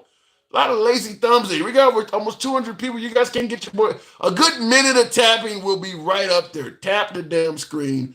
Get the likes up. Carmelo Anthony was trespassing. He was not supposed to be at that track meet to begin with. He was not supposed to be under that pavilion to begin with. The boys were in a place of authority. That's bullshit. That's bullshit. The boys had no authority to put their hands on the citizen. Nobody deputized. You're trying to make it sound like somebody deputized Austin Metcalf. They were not in the position of authority. Even if he had walked in their locker room or something like that, they don't have a position where they can put their hands on somebody and physically move. Hell, I used to be a landlord, had a host of tenants in Chicago, move them out. As a citizen, you don't get a lot of situations where you actually have a legal right to put your hands on another person and move them. Outside of maybe somebody being in your car or on your property or in your home, you can't put your hands on somebody and try to forcibly move them from somewhere. So no, him being at a school event and him walking under an umbrella, no, you can't as a student. You don't get the right to you're not deputized or you can do. I don't know what makes you think you believe you can do something like that.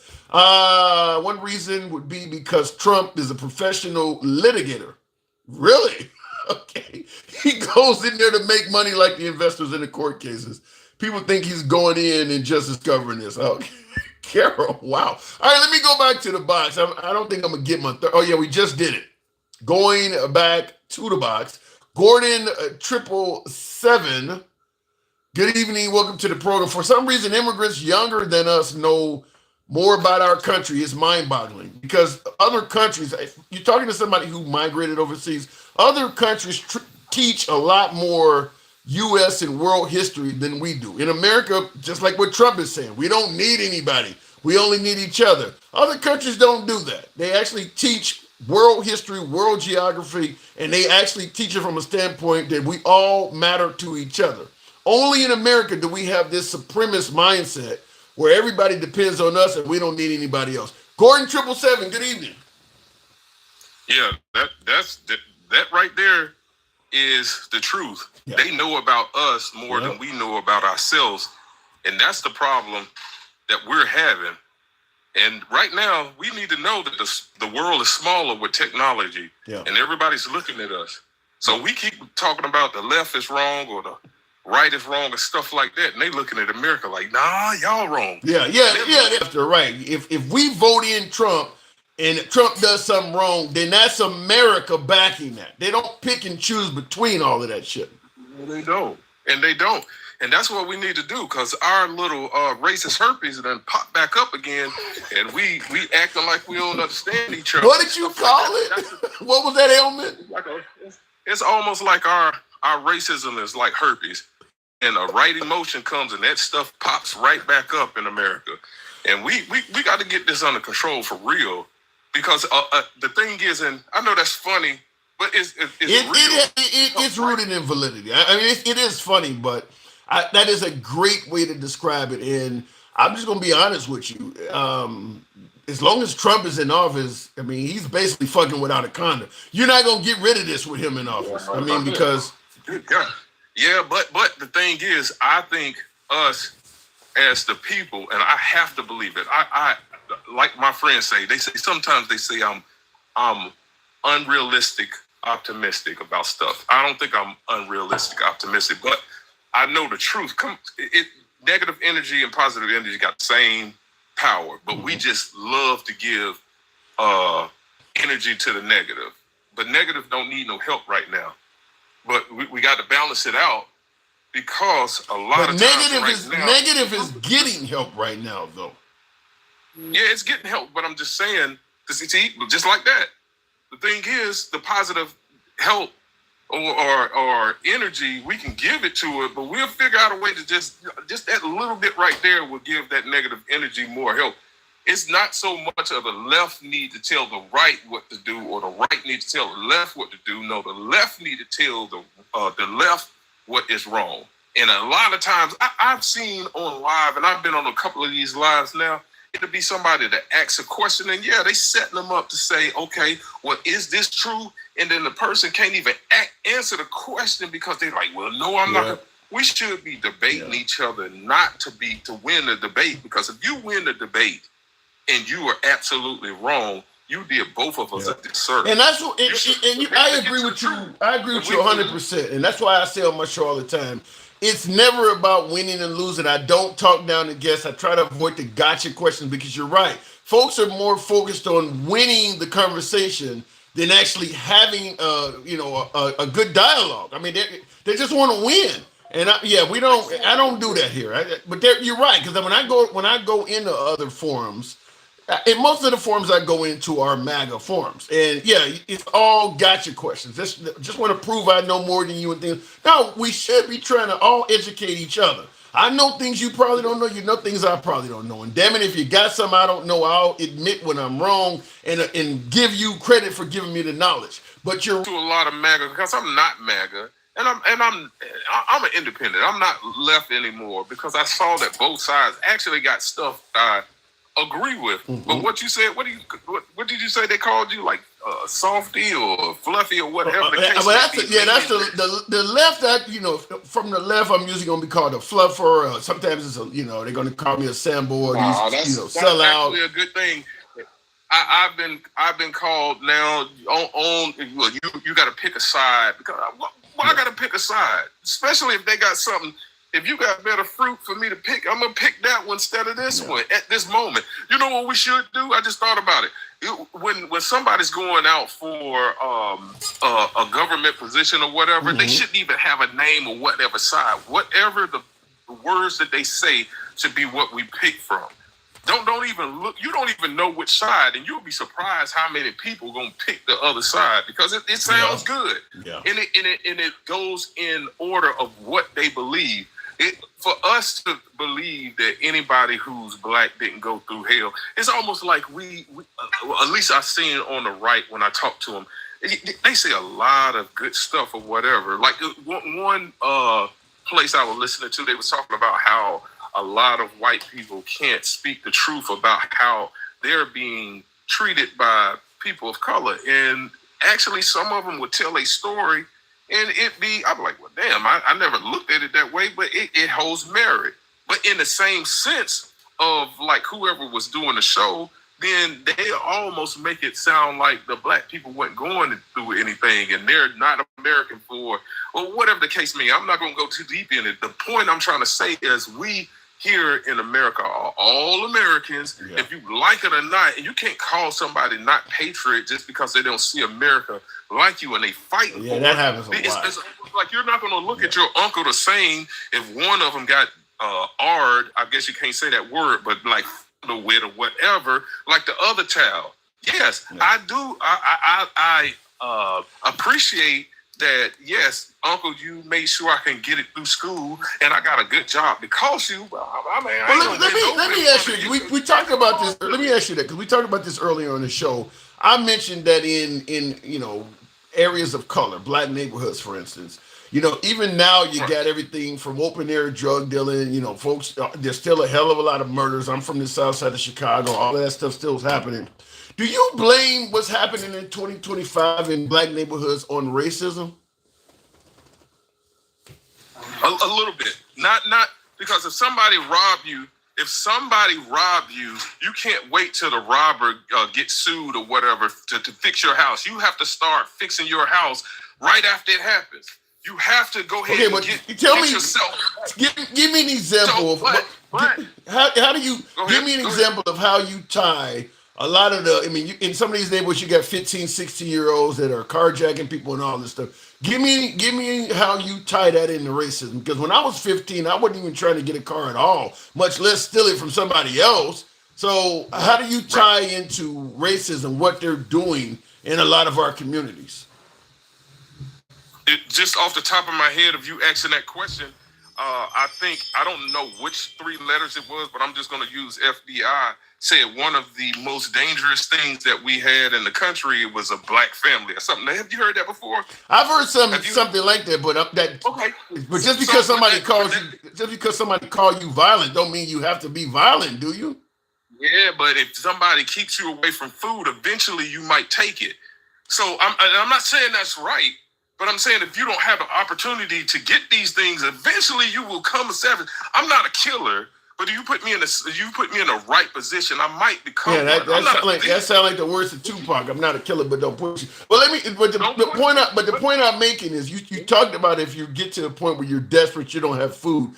Do you see most of these folks? Do you see most of these folks in black neighborhoods that are committing these violent crimes as people who can't get food?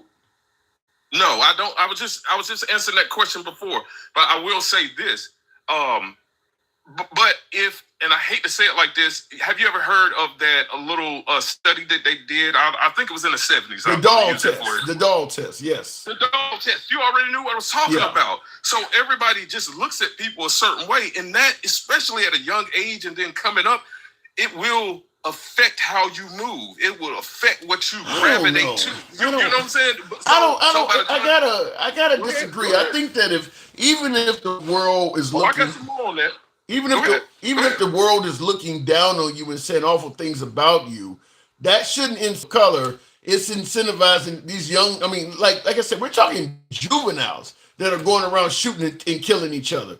You don't need any. These folks don't even need money at that age. They're not going out and carjacking somebody and selling the car to go pay mama's rent.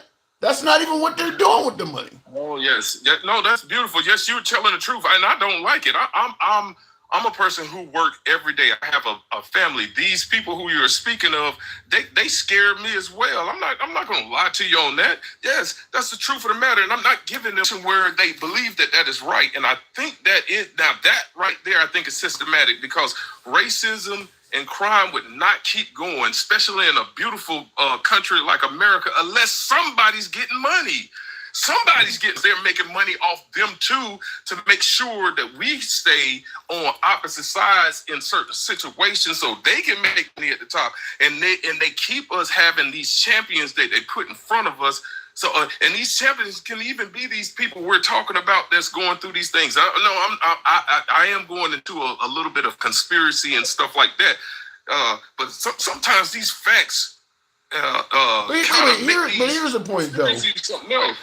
But go ahead. In regards to the potential of it being systemic or something like that, I guess I'm not seeing how the system in 2025 is so racist. It don't have to. It don't have to. Look, I'm gonna tell you why. It doesn't have to. Now, here go another study that we done had in the past that makes it good. Why racism?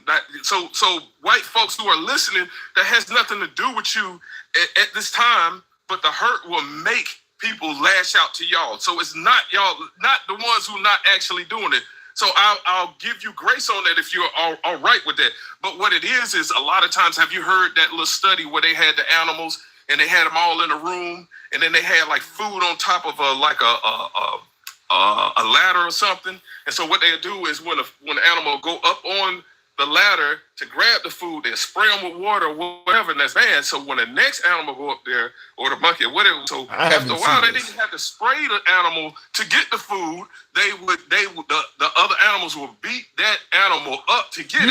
You do realize yes, but after time, the monkeys who were at that project at the beginning, they one by one took them out. So after a while of generations of it, you didn't even have to spray them. They would do the job themselves to make sure. You do realize you're comparing African Americans to animals and monkeys. I mean, that's beautiful to call us animals. But that's what you're saying. That's what you're saying. No, I'm saying they have the science warfare. You think that was a project that they let us know that was animals? No, it was. They probably did this stuff with people. Like whatever the mustache man with the little mustache that we don't like, who put his hands up. Well, let me ask you this: is it possible? But is it possible? Hold on. Is it possible, as opposed to blaming all of the ills of the black community in 2025 on racism, is it possible that some of it might have something to do with the fact that a hell of a lot of people in the black community promote criminality, such as in the music, such as in who we endorse? Is it possible that maybe the black community is promoting it? Yes, it is. No, you ain't saying nothing new. It is. And that's what I'm talking about. From each side has to understand that it is something that inside you're going to have to fix. It is. So, even if that is something that was generationally put in from before and it passes down, eventually you got to get to a point where you get it. And I'm gonna say this, like you're at an age now that you know it, and you try to promote something. I knew it then, though. I knew it when I was 17. You couldn't have paid me to be involved in drug dealing. I knew then it was bad. I mean, I knew it then. But have you noticed, like you said, the age before is younger and younger, because they're figuring out that a lot of us is getting through the cracks of whatever was supposed to slow us down. Now, older people are trying to talk to younger people. We're trying to put this stuff out. And like I said, it's more than a color thing. Man, this is, they have a science warfare. And yes, we don't need to put fixing it on anybody else but ourselves. Yes, you are right. But if you put a virus out there and it gets out far enough, it's going to be about crazy. You know what I'm saying? Like when a child is born in the middle of a ghetto or whatever, the way that he has to survive is going to be so dramatic that getting that child out, that's why we try to catch them young to say it's a different way. It's almost like you can't not become pickle. Listen. Because I grew up in this stuff. I was in the Robert Taylors in Chicago. I mean, I grew up. You might be an outlier. Yeah. How about the rest of you? Everybody else. My whole family, brothers and all. None of us got families. None of them family. That's the beautiful thing. What did we say? One of the dangerous things is a black family that it was doing. Not your family, because you came from a seed that was being able to be. I think something. I gotta move it on, but I'll just tell you this. I think a lot of it boils down to some folks did not want to go through the process of working at a minimum wage job and going to school, and it was just easier to sell drugs and make the money now than having to go 10 years before you could establish yourself. I think that has a lot more to do with it than just the white man. It does. It does. Yes, we do have better opportunities, but I'm just saying if you're right, but it is a reason nobody is going to put themselves through harm. I'm telling you. Thank you for giving me time. Anytime. You're always welcome back. Thank you. And I will tell you that's exactly. Giving you my own story growing up on the south side of Chicago. Yeah, I was poor. In fact, when I went to school, I was on the bus. I didn't get my first vehicle until I was in my 20s. I was like 20 years old. I had already got my associate's degree. I was riding a bus all the way across town to go to school, leaving the house at 5 a.m, getting out of school at 1 o'clock, working on my associates, go home, eat some lunch. Then I caught the bus back to United Parcel Service, where I worked as an unloader, and then caught the bus back home and got home about 10:30, 11 o'clock at night. And got up the next morning and did that shit all over again. And I lived poor those 2 or 3 years. Well, 2 years for the associates, and then went on and got a BA and a master's degree. But I was living poor, period. Couldn't afford the best clothes, couldn't afford a pair of Jordans like a lot of folks wanted. The shit, just moving a little bit of product would make a significant difference of how I was living my life. You can afford a car now. I chose not to do it. Now, keep in mind, this ain't had nothing to do with the white man. I'm not saying the white man is innocent. I'm not saying there's not a hell of a lot of tentacles still existing from the white man on the black community. But when we're talking about committing major felonies and blaming that on the white man in 2025, and by the way, my period, we're talking about in the early 90s. And it's gotten even better now in 2025. It's gotten far. In fact, where I'm from, city of Chicago, most of the powers that be in Chicago now are black people. I mean, from the mayor on down, most of the powers that be in these cities are black people. So I hate to push back on that level, but I'm just simply saying in 2025, if you're out committing major felonies to get by, I think a lot of that is more so by choice. Or perhaps your family was not there for you. Maybe you grew up in a foster care system or something like that and you lost your way. But I don't think you can really blame it on, like south side of Chicago. Ain't nobody even white in my neighborhood. So I got to get somebody over here to let me know what I'm missing, but I don't see it. Maybe I'm overlooking something. Maybe somebody can help me out with this, but I don't see it. Looking in the comments, and I'll continue on with Arsha Fine. Good evening. Welcome to the program. Appreciate you holding on, Arsha. We're talking about rooting for the bad guy, but I saw you were telling me in regards to police, you don't have to be a criminal. You still can get screwed over. Is that what you were telling me? No. What I had said was because I think it was MAGA Reacts had said that you can get loans if you have a felony on your record. Say you mess up, you're an adult, you have a felony on your record, whatever that may be. It could be nonviolent, whatever. You can, and you want to better yourself, deciding you want to go to school, get a degree, you are automatically disqualified to get a student loan. That is a very, very big wall. Well, I'll say this because I got a relative. None of us got one, but I got a younger relative that has one. And they're able to go to trade school. The thing about it is what you're talking about is correct. How the system was in effort to keep people of color down.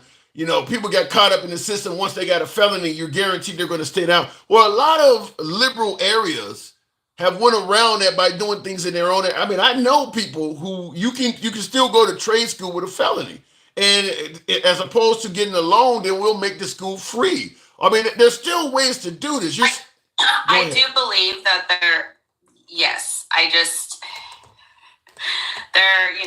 certain things are made a little bit harder, and you have to be patient, and you have to do the work, and, work 10 times harder than the person that doesn't have that same thing on them. But Arsha, we are talking, I agree with you here that, that there are hurdles in place, but keep in mind, we are talking about once you get a felony, which is going to lead to the obvious pushback.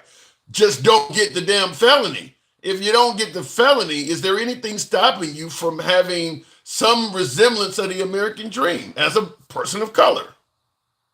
I would want to say, people are like, why didn't this gentleman make himself better? Didn't he pull himself up by the bootstraps? Why didn't he take advantage? We all make mistakes. A lot of us just haven't been caught. And we've all made mistakes in this world. True. That is true. And some of them, if we would have been caught, might have been a felony, depending on the time in history, right? Alter Ego in the comments is even saying you can absolutely get a student loan as a felon. You got me wanting to look this up, Arsha, because I don't know. I know that Biden tried to do something about that, so maybe that was just one of the many things that he did that I forgot existed, because I know he did a lot for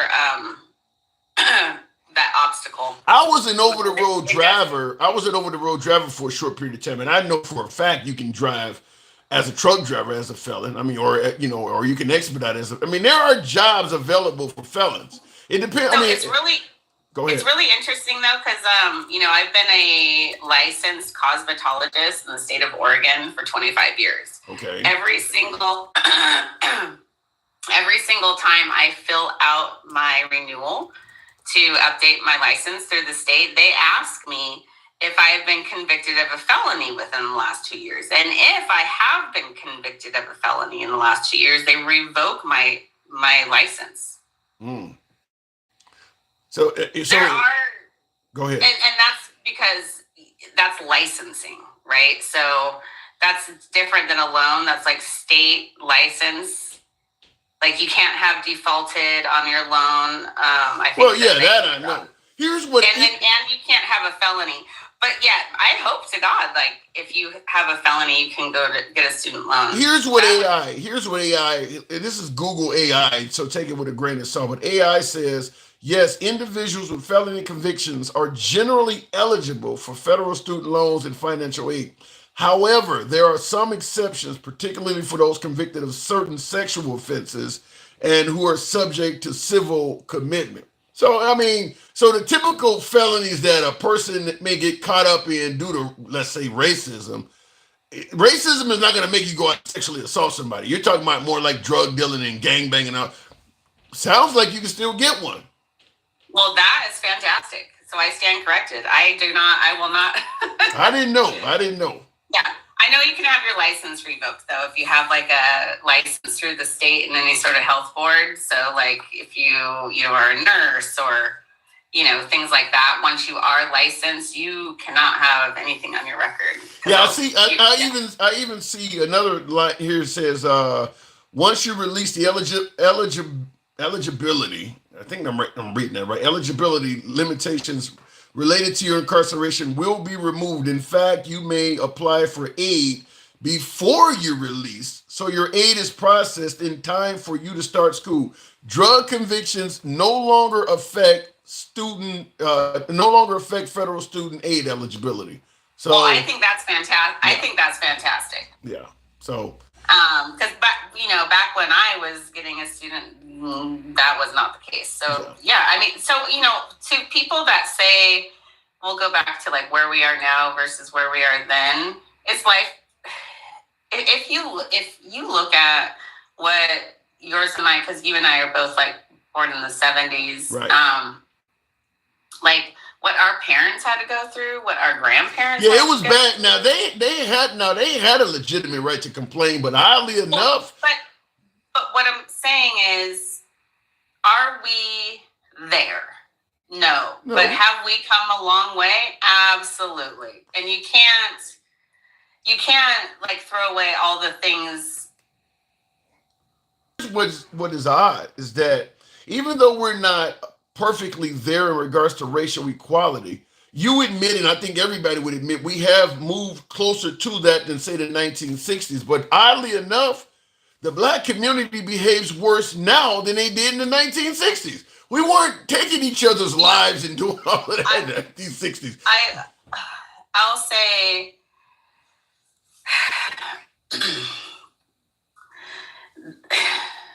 the LGBT movement moved fairly swiftly. I mean, they were always there. Trans people have been around forever. People dressing in drag, gay people, lesbians, all the things. And they had to like closet their lives for some reason. I mean, and don't get me wrong, they are definitely a marginalized group, but there is still something in our society, and you can say it's systemic racism, that still disproportionately affects Black men, Black youth. So. Yeah, and I don't, like I said, I don't disagree. If America was 60% Black and only 15% white, chances are it would not be fair for the white race either. I get that point. There's going to always be some of it. But what I'm saying is, when you look at what's going on in the Black community with just the sheer lack of safety in a lot of cities, where people are literally committing violent felonies against each other, often juveniles, can you really blame that on racism? I don't know what you're talking about. My family lives in the city, a Black town. I don't hear anything what you're talking about. What city are you talking about? From Portland, Oregon, but my dad grew up in Southside Chicago. You don't know what I'm talking about in regards to Portland, Oregon, and Chicago, Illinois, really? I would invite you to watch the news. Crime, but actually, the crime has actually really gone down. I mean, it's still a significant amount of crime in those cities, and it's predominantly in areas of people of color. I mean, Chicago does have white residents, but most of the crime is happening in Black areas. And I'm saying, is that due to racism? There's a reason that is allowed to happen. Explain. You said allowed to happen. Yes. I think because kind of like your last couple callers was like DenCal and then the gentleman before, if you see yourself, growing up as a human in those areas and you're a Black boy or a Black girl, you're gonna hear certain things and see certain things that put you as what you look like, your identity, as a different type of person. I mean, it's been, Black women girls are more sexualized. And we're talking about girls, like 12-year-olds, 13-year-olds, 14-year-olds, are more sexualized because we happen to develop, earlier than, our, European counterparts. And Black boys are seen, as dangerous, violent, like this whole thing. So if that's all you perceive of yourself, and it's being fed to you by media or just stereotypes or whatever. So by you're saying by telling Blacks that they are violent, that incentivizes Blacks to just go ahead and live up to the standard. I just think that whenever your character on the show or on the movie is a piece of shit, you're going to think that you're just meant to be a piece of shit. You can take that however you want to take it. Like, just, there's just certain things I believe, just living in my own skin, that you have to do things a little bit differently than... To me, you kind of sound like the right that suggests that if a child is exposed to the LGBTQ community, it motivates them to become LGBTQ. And I often say, even as a kid, I don't care how many dicks you show me, I'm not going to want one. And it's the same thing with crime. That's not the same thing. Yeah, well, that's what you're saying. If you expose them to it, it makes you want to be one. No. We know why ghettos and projects were created. They weren't created to make Black people feel free. No, I'm not arguing with that, but you're saying because they have suggested that Black people are violent and all this, that is what if Black people have seen nothing, as you say, the lead character in the movie is a piece of shit. So it gives me the motivation to become a piece of shit and no better motivation to do better for myself. That's what you're saying. No, I think you're taking it out of context, because I'm thinking that you can be a product of your environment. And if people of that environment don't believe, it's not easy to leave those kinds of places, and you have to be, willing to fail. It actually is. I mean, I hate to sound like, because I'm definitely. My grandmother moved my dad's family out of South Side Chicago, drove them all the way because my dad. Something. I'm gonna tell you something, and I hate to come across as some privileged guy, because I'm not gonna tell you I only got $1 million loan from my dad and became a billionaire or something crazy like that. But in 2025, it ain't hard to lead a hood. It just is not. I mean, it ain't hard to find a job paying a salary that's enough to move out of the hood. I'm not saying you're going to go out and buy a mansion or some lavish home, but if you live in a dilapidated part of town, like, you live in Detroit where all the properties are boarded up and shit, the idea that you're 40 or 50 years old and saying, I just never had the opportunity to leave here, it ain't that hard to do that. If that's what you want to do, you can do it. Maybe you enjoy the community that you're in, because y'all have been in the same situation for a long time. Then that's different. Then come out and say you enjoy it. Don't blame it on the white guy. Just say you enjoy living here. I don't think anything's necessarily blamed on the white guy. I just believe that if you were to take Carl and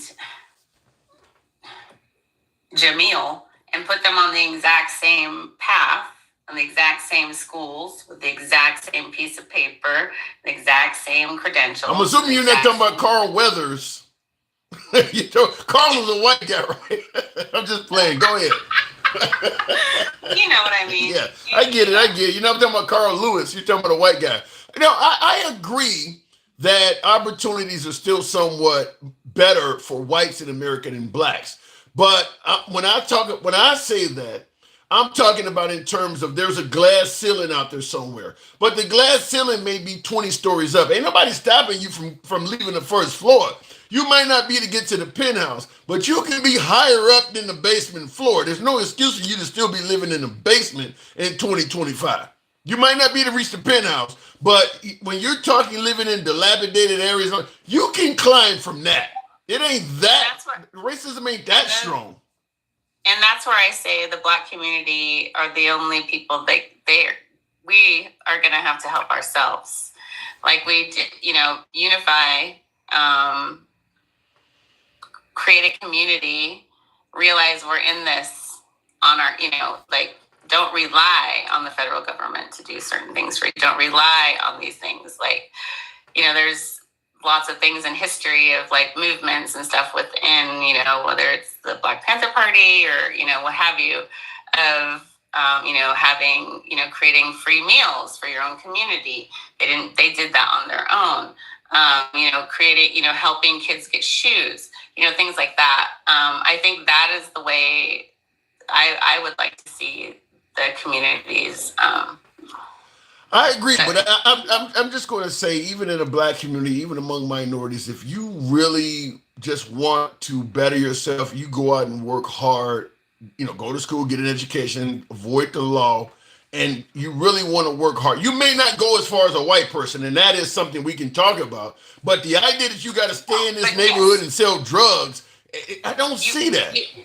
No, that is not an automatic only, profession for a Black person in this day and age. And that's what I'm talking about. You got all of these folks. I agree. I believe that, yes, there is opportunity out there. And, finding people that can help you figure out how to do certain things, that also helps. Because at the end of the day, none of us really do this completely on our own. It's people that help us and, where, filling out an application or, and that help is available if you actually, like I said, I went to school and I was fairly poor, and I started out with a loan from the government, and the loans was there because, if you make below a certain income, there were more loans available to you. And that was in the early 90s. So I just don't see the part where you got to go out, people who are actually committing felonies, talking about I got to do this to feed my family. To me, that just sounds like an excuse to justify the poor situation you put yourself in. But I'll give you the last word. I don't disagree. Thank you. Especially where you live in that, girl. Especially where you live in that. What we need to figure out as a society is, why are people still believing that they have to do that? That's the root of the problem. So some might say it's possibly because they want an excuse to justify what they did, as opposed to admitting I failed myself. I got myself in trouble. Now I can't get a job. As you say, that some of the loans ain't available. I have to admit that the reason that my life is so fucked up is because something I did. So it's better to have somebody else you can blame it on, such as the illegal immigrants in this country that are being blamed for every damn thing. When people don't want to admit. Okay, so when we have a president of the United States who does not accept accountability for anything. Exactly. Why is it that all of a sudden, it's not a fluke that all of a sudden American citizens don't believe that they should have to be accountable for their actions? We see it all the time. Yeah, I'll go. I gotta move it on, but I'll discuss it on the other side. But you are right about that. This never happened when we were growing up, Tim. Fair enough. I agree. Thank you. All right. Thank you. Yep. And I will say what I was getting into and what she was talking about people not taking accountability. Right now, there's a huge issue with getting illegal immigrants out of this country because people believe that, they're taking jobs, they're committing crimes, they're slinging fentanyl on the public and things like that. Her taking accountability, the way I interpret it, and you can let me know in the comments if you think I got it wrong here, and tap the screen. Give me on up to 50, 60,000. We can certainly make that happen. Tap the screen, get the likes up. Her point about not taking accountability. All of this shit is not the fault of the illegal immigrants. It's not the fault of the Chinese. It's the fault of us. It's the fault of us. And I'm going to give it to you from a standpoint of just simply saying we're all one group. I'm not going to go into the black and white thing, but damn it, you know what I'm talking about. Fact is, once we defeated the Native Americans and this land became ours, you could have kept it as white, as Christian, as English speaking as you wanted. But no, we wanted to exploit other people, whether it's bringing African Americans over here to do the work that they should have been doing their damn self. They wanted to exploit them. Same thing's happening now with the illegal immigrants. You don't want to pay American salaries, so you're bringing these folks over to exploit them and not pay them on the table. The problem ain't those folks. They're not coming in the country forcing any damn body to ingest fentanyl. The people want it. Child trafficking. How many Americans are complaining that some immigrant tied them to the ground and made them enjoy a kid? The people want it. Same thing with the jobs. Ain't no immigrant forcing nobody to hire them. The people want it. Same damn thing with China. We're blaming China for all of this shit. They're taking all of the unfair trade imbalance. China never forced us to move manufacturing there. We did it. We did all of this shit. She is 100% right about folks in this country not taking accountability. One thing you hear about Trump while he's in effort to get this stuff straight, you don't hear him blaming Americans for none of it. And Americans are responsible for all of it. All of it. There are rumors that even suggest Trump himself has indulged in the labor of illegal immigrants to do some of his projects. It's Americans. You can't blame somebody. If I'm going to give you something that you really need, I can't blame you for taking it. If I'm giving you something that my family or my friends were hoping to get, but I'm giving it to you because some kind of way it's an advantage to me to give it to you, I can't blame you for taking it. It's my family and my friends that should blame me for giving it to you. Americans are the ones that have done all of this shit. But we're blaming all of them because they're changing the country. They're, as Trump says, they're poisoning the blood of the country. They were invited. They were invited, whether it's labor, whether it's, like I mentioned, the drug trade, they were invited. But yet we're blaming them. Same thing with the Chinese. We wanted that cheap labor. But now we're going to blame them for just doing a damn job? We all would do it. Any of us, if we were living financially strapped the way the Chinese have been living over the last, few decades up to the 1980s when we started, we would have taken the work as well. It's not their fault. It's our fault. Greedy Americans did not want to pay us a decent salary, so they went over there and done that shit. She's absolutely right about not taking accountability. Looking in the comments, though, corporate greed. Yeah, corporate greed is 100% behind. I don't know, you guys talk about Christian food recipes. Let me go back to the box, tap the screen. You can go to large cities like Seoul, Tokyo, Shanghai, and not worry about getting scammed or robbed. Well, it helps when you look. America has a love of guns. So American citizens, in comparison to the government, are far more powerful than citizens in other countries. I mean, the fact is, in America, you can own a hell of a lot of firepower. So in other countries, you can get that shit under control more. Like when I lived in Australia, you could just see the difference in police. And they have diversity in Australia as well. They do have, they have brown people and some of the same racist aspects, not as bad as America because the history is not as bad, but they do have brown people as well. But because they know the citizenry is unarmed, the police are far more relaxed when they pull you over. In America, when a cop pulls you over, if you watch any police stop in America on YouTube or on some of these video channels, you'll notice they always touch the back quarter panel of your car. Anytime the police make a traffic stop, just about anywhere in the country, they touch your car. You know why they do that? So if something happens to them, they can prove that they actually were in contact with you because their fingerprints are on your car. The us against them mentality in America is far greater than it is in other countries because they don't worry about their citizens having a firepower that they have. In America, we want to have the same firepower as the government. So when the government encounters us, they often fear for their lives because they can and often do get killed. But that's a different line. Let me go back to the box. Giving everybody firearms does have cons as well. It ain't all pros. There's pros and cons to it. But one of the cons is it's easier to get shot by police. Because if I'm in Australia and I'm reaching around in my glove compartment or I'm reaching under the seat doing a traffic stop, the first thing that comes to the officer's mind is not that he's for a gun. In America, they don't even want you to talk to them with your hands in your pocket. Keep your hands out your pocket. They just expect drama. That can cause and lead to problems, and it often does. Going back to the box, one of my subs, Jeremy, good evening. Welcome to the program. That's the problem, but USA doesn't want to address it. 100% agree with you there, Chris. 100%. Jeremy, good evening. Hello, Tim. How have you been? I'm doing good. Good to have you back on. What am I getting wrong here? I'm open for criticism today. A lot of folks are coming at me. Tell me, what am I getting wrong here with this shit?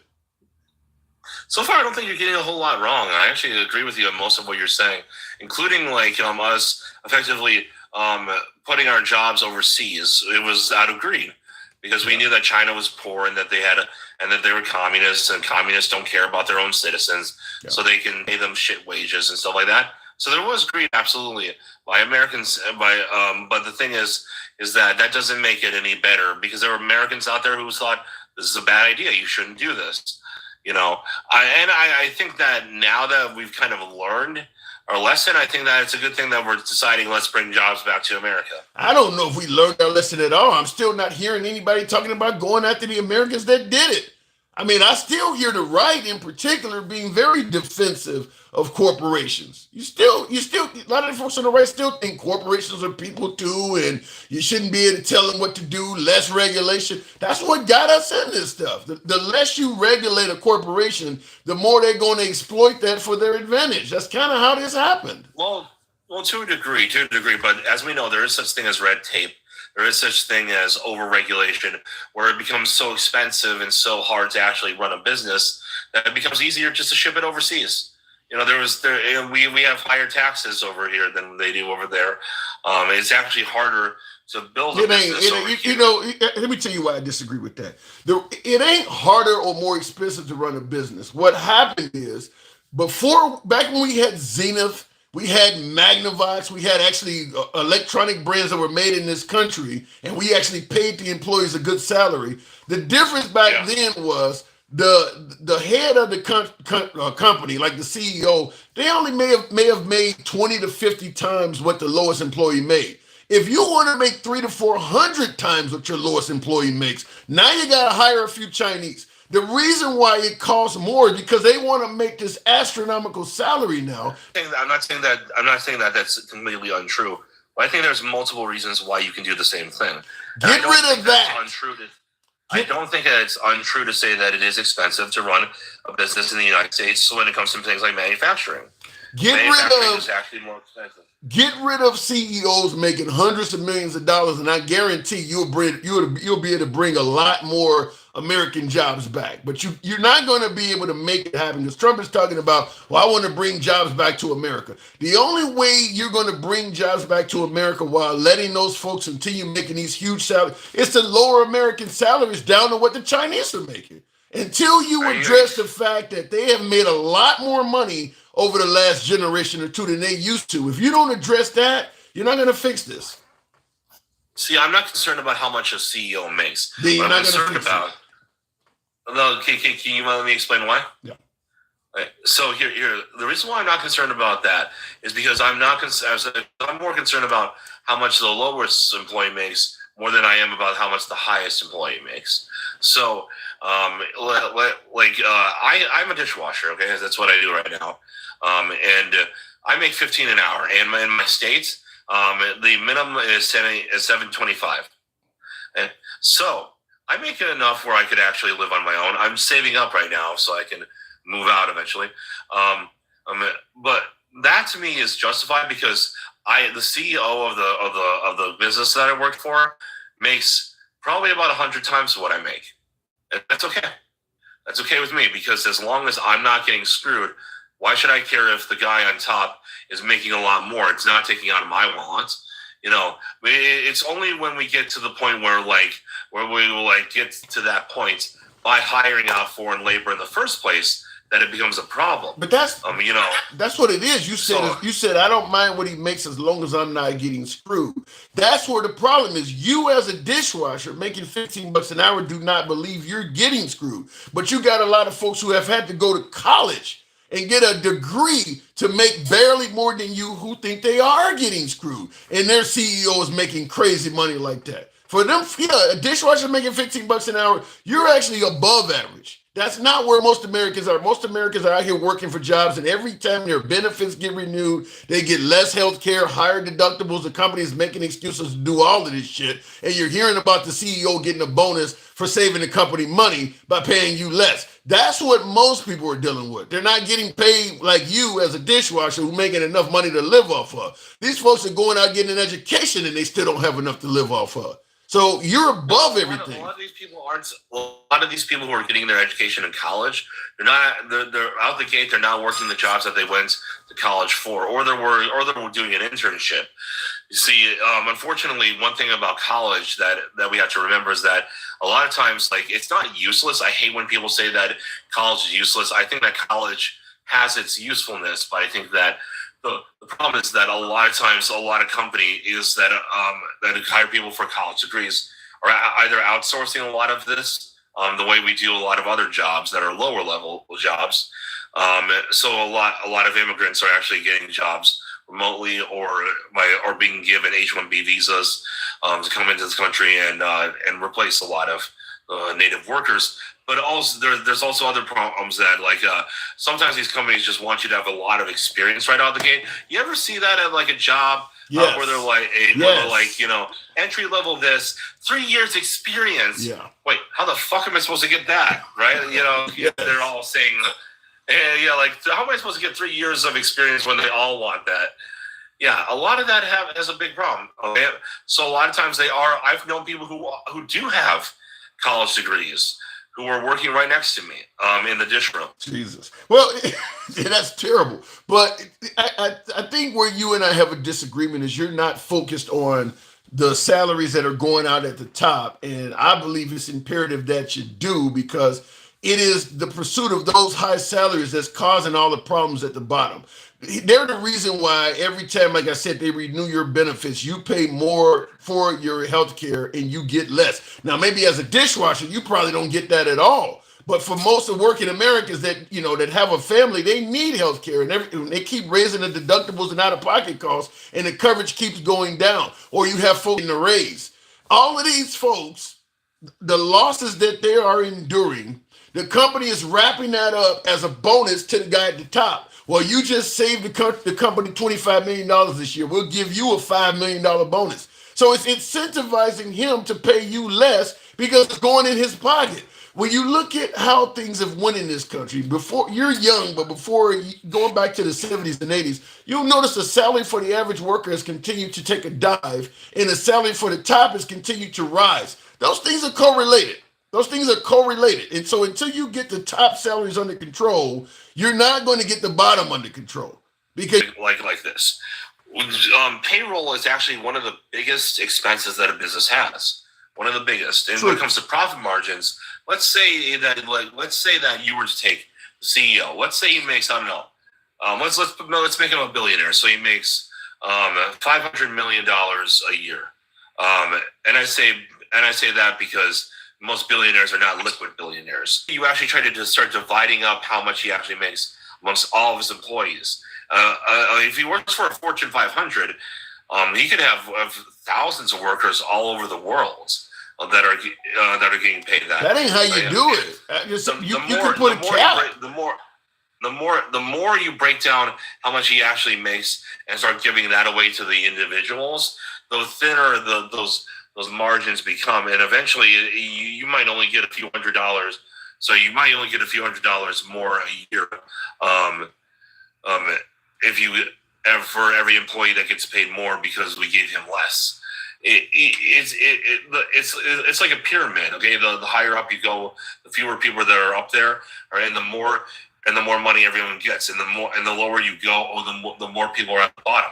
So the math just doesn't math.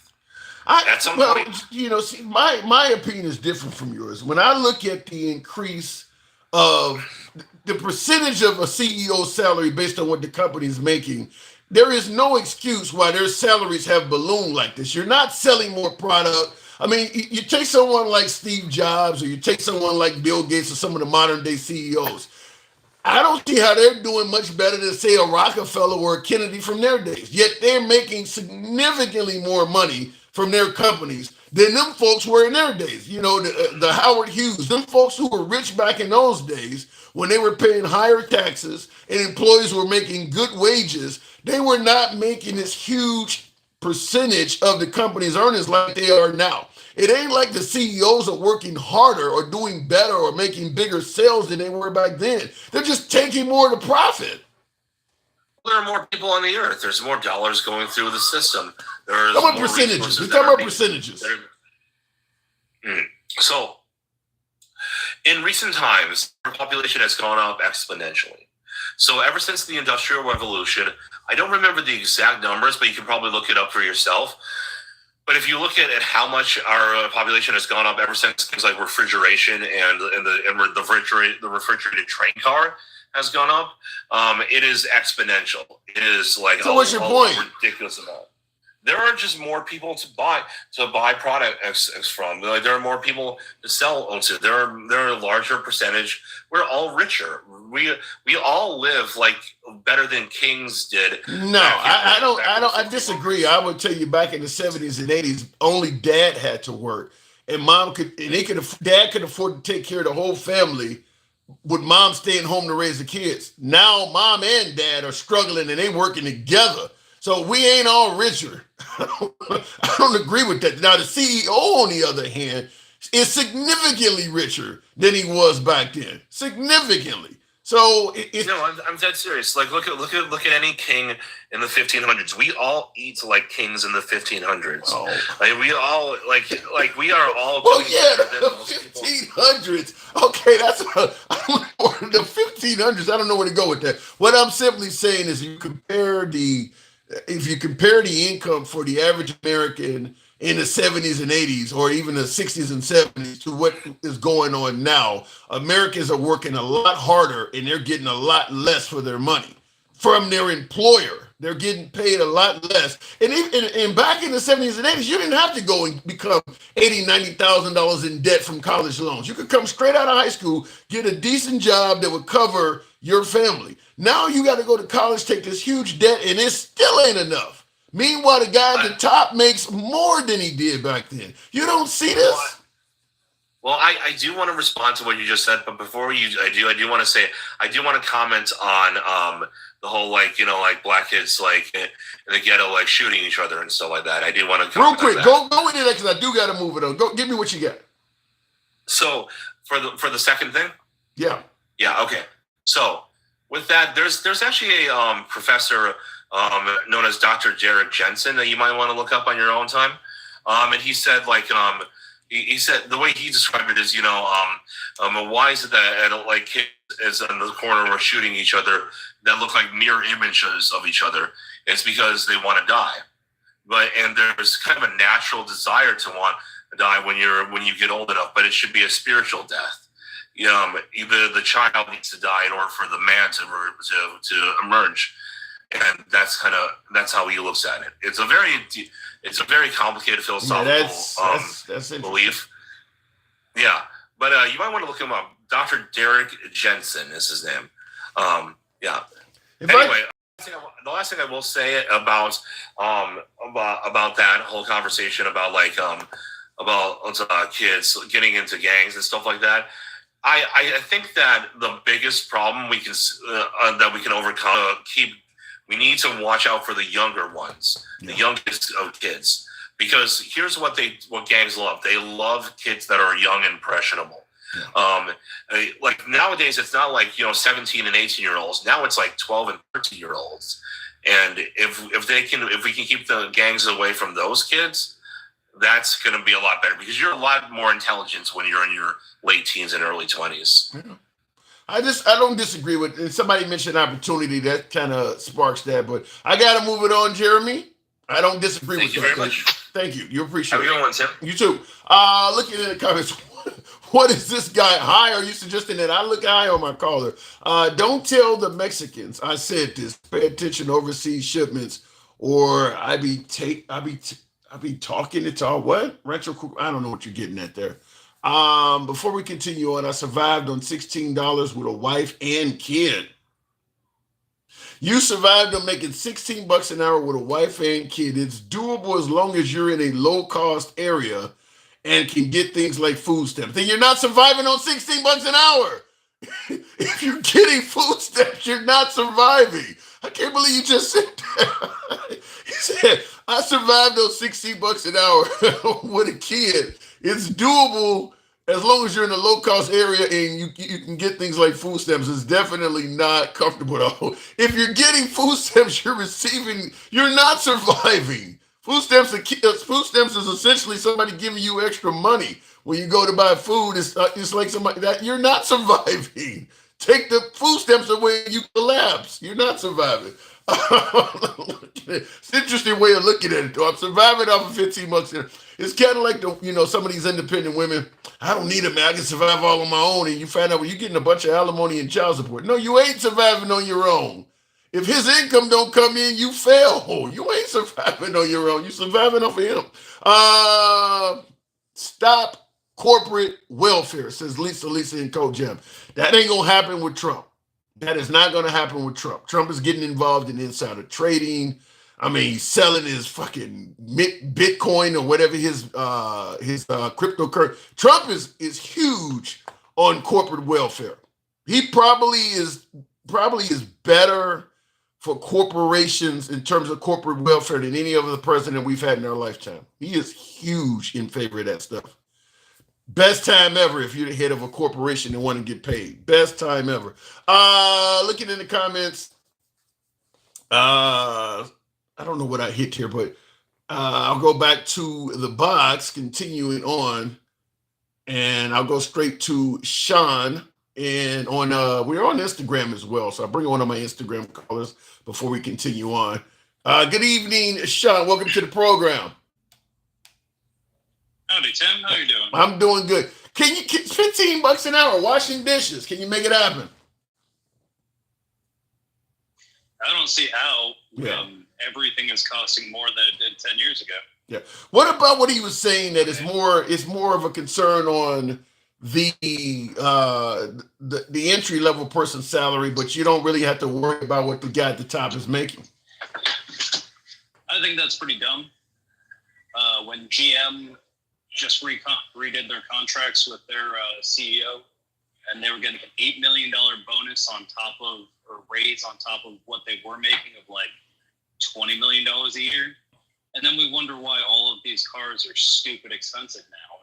Well, It doesn't work when you do shit like that. Greed is really a and that's what that's what I believe the problem is. As long as if I got a company and I want as a CEO for 20% or 10% of the profits, all the profits to come to me, there's only so much movement I can make because I'm going to have to, there's only so much I can do for everybody else because I want to drag this huge profit margin for me through any changes we make. And I do believe that that's what's going on. Well, I also wonder how much that people are just spoiled today. The silliest example for me is there's that new truck, electric truck, the Slate, where they took everything that's not a car out of it, and it's only 20,000 starting. And so we've just gotten used to all of these gigantic screens, everything at the tip of our fingers so fast. And then when it's like, hey, you're going to have to suffer a little bit, well, we're not used to suffering at all. That's edge cases. That doesn't apply to everybody. No, I don't disagree that we like to live a life of excess as well. That even the average American does. But I'm gonna tell you something. If I'm going to work every day and my employer is pulling up in a Rolls Royce and shit like that, damn it, I should be able to buy a smartphone. Damn. I mean, throw your man a bone, shit.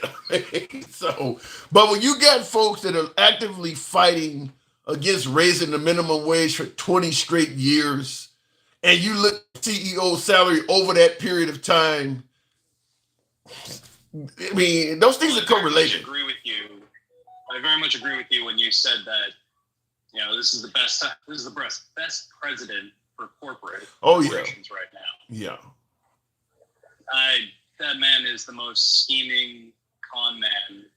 I mean, you really just look at his university, and it's very clear that he is not going to be for helping little man. He's there to nickel and dime everybody. Yeah, that's why we're adding this tax of tariffs on everything, because he's saying, oh, America's going to be so rich. No, the government will be a little richer by adding this tax on every single American. Well, it's crazy you would mention it because he did say that the tariffs are going to make America rich. Oddly enough, I do talk to a lot of MAGA. They actually believe that if we impose these tariffs, they are going, you're not going to get any of that. I mean, if America becomes rich, it's going to be your boss. It's going to be your politician. Well, Tim, what I want you to start asking all of these MAGA is who pays the tariff? They don't. Because the people I come across that are not, paying attention to all this stuff all the time, like I am, and Michael and everybody else on your program, they don't understand that tariffs are paid by us. They still think that the other countries are paying. And then when you even bring it up, explain even a little bit, you see the light go off in their heads going, oh, yeah, of course other countries wouldn't be paying this tax. But nobody understands the system. And I'm not saying I understand it great, but I'm at least paying more attention. Well, I was trying to see if I could find it, but some of that may actually be because President Trump stated a couple of days ago in regards to, I believe a reporter asked him who's going to pay the tariffs, and he said China might eat the tariff. Yeah, 145%. I was trying to find where I could play the clip, but he actually said, well, you never know, China may eat it. Like, you really but a lot of MAGA believe that. 10% or a 5%, but they're never going to eat 150%. Well, he originally started out with, I think, 60, when he held up the big board on all of the countries, he originally started out with a 67% tariff on China. I don't think they would even eat that. I mean, that's still a lot. So, but he said China may eat it. Well, China's already having trouble paying for their realty. Realty. They're having trouble financing all of the contracts and buildings they're putting up already. So they're not going to take a hit governmental-wide of trillions and trillions of dollars. So let me ask you this then, because a lot of folks, particularly my MAGA side, believe that we're going to beat China in this tariff war. You think there's a good chance of that happening? No. Yeah. We're going to have empty shelves, and then people will finally turn on Trump because they're not going to get their medicines or whatever it is. People will turn on Trump? Are you sure? The more middle-of-the-road MAGA. No, I think but like somebody like Jeremy, somebody like MAGA Reacts, somebody like DJ Julio will never change his MAGA. You think MAGA Reacts and still going? You think MAGA Reacts is going to turn on Trump? Really? No, wow. I'm saying MAGA Reacts will never. Okay. But the people who are more in the middle of the road and I just voted for his policies. Yeah, and I see in the comments, policies really start hurting them. And I see in my comments, Kim Smith, obviously a woman, says, "No, we won't. You wish, caller." So even a female, and there's still a hell of a lot. I do wish that. Huh? I do wish that. You wish that Trump supporters would turn on him. Well, yeah, 100%. The same way they all hope that we would turn against Biden. Well, a lot of liberals. Both ways. I'm not denying that. Yeah, but a lot of liberals, whether it's Gaza or his age, a lot of liberals did turn on Biden. But no, you're not likely to get any. I don't think you're likely to get any MAGA turning on Trump no time soon. Yeah, but the people in the middle of the road, the ones that actually swung the vote around, when they start hurting or they're not able to get the things they actually need, well, all these companies, they're going to go under because they can't actually bring in any of the equipment anymore. Maybe in his, it's not going to happen. It might happen at the beginning of his fourth term. Maybe. Not likely anytime soon. I think I still give folks, when I ask for letter grades in regards to judging Trump, people are still giving him an A+. So maybe in the fourth term. I was listening to the previous broadcast with DJ Julio talking about his plumbing business and how it's only going to take a year. Oh, it might take 2 years. But he doesn't understand. I mean, these people, I feel a lot of people do not understand how long it takes to actually get a facility built, to actually get any of these manufacturing built or made. When you get the blanks to actually do mold injections or part injections, they send those giant blanks off to China to have them made and then sent off to everywhere else. Yeah, so but even if we do start making it here, we have to have those pieces made somewhere else. We don't do that. Yeah, I agree with that, but it hurts their feelings. But if we don't do it, then we can't make it. Yeah, it's not that crazy. But as long as you got Trump saying it's going to just hold on a little bit longer. You know, you want to get rid of me and put a liberal in office and destroy our whole country and put all the blue hair people back in Congress? I mean, I think they'll wait a lot longer than you might think. Yeah, the most lyingest man ever is going to be always right, huh, Tim? I'm just telling you. Let me ask you something, because you were here when I was talking about the notion that blacks are committing all these crimes in black areas due to racism.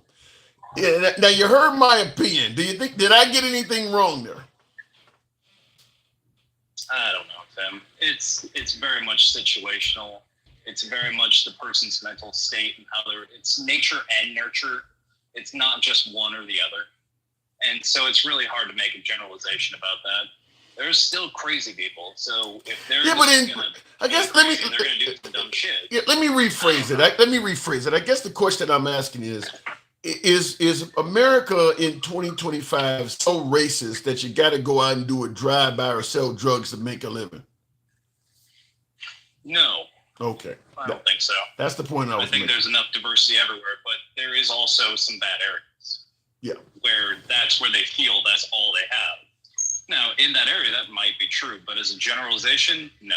Okay. And I guess I'd also have to wonder, what area are you in that's so bad you can't leave it?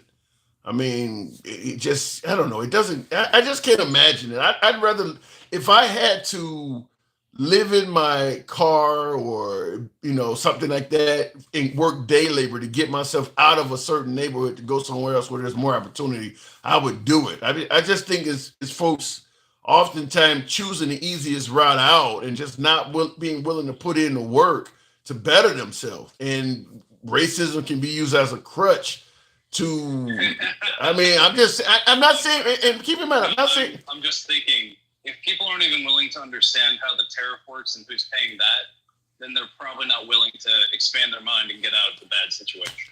I'll give you that. So I'll give you that. Ignorant people are always going to be in trouble. I'll give you that. All right, I'll give you that. All right, so I didn't get anything wrong.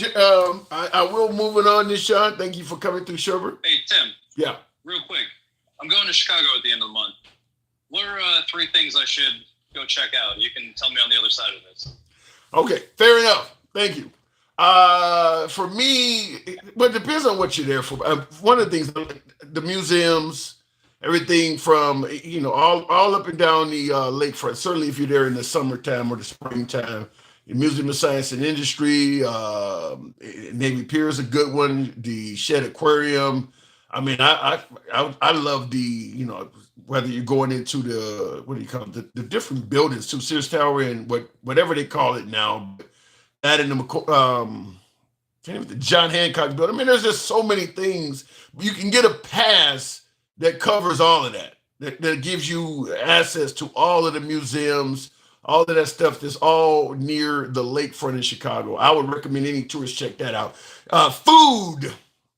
The food in Chicago is difficult to rival. I mean, even most Chicagoans that leave Chicago, I don't care where they go, unless you go to New York somewhere, you're not going to find food that comes close to what they have in Chicago. Just the amount, just the different, I mean, because everything from Vietnam, people who, Vietnamese, different types of Asian folks live in Chicago.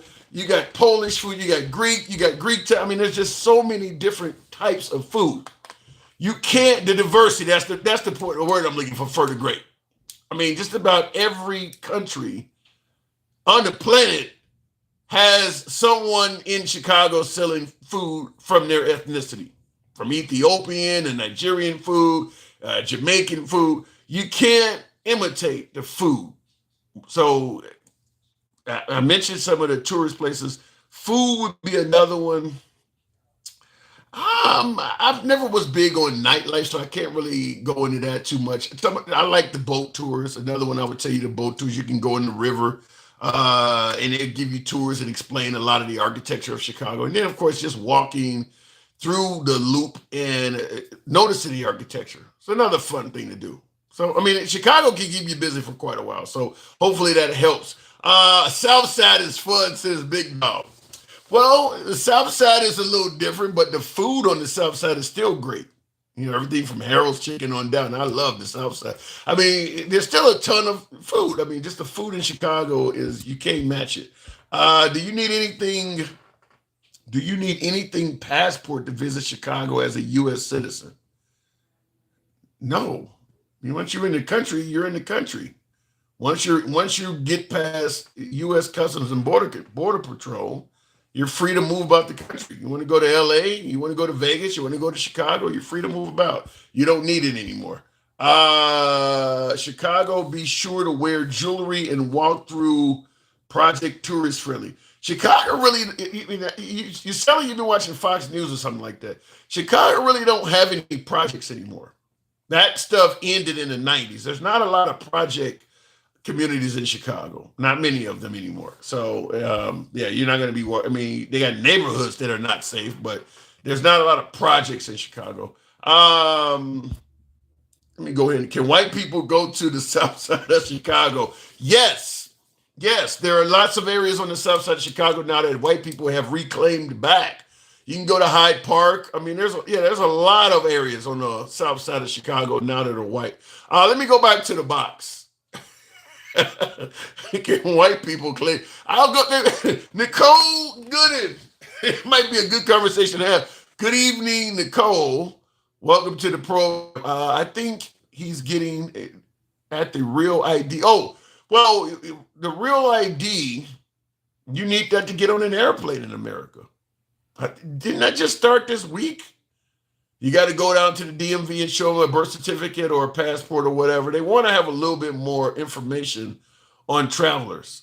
But that has nothing to do specifically with Chicago. That's just being able to get on a plane in America. And by the way, you still can get on a plane without real ID. It's just going to be a longer security process. So you might be recommended to get to the airport an hour or two earlier, but you can still fly without it right now. Trump won't know his name by summer's end. What the hell does that mean? You said he got dementia or Alzheimer's or something?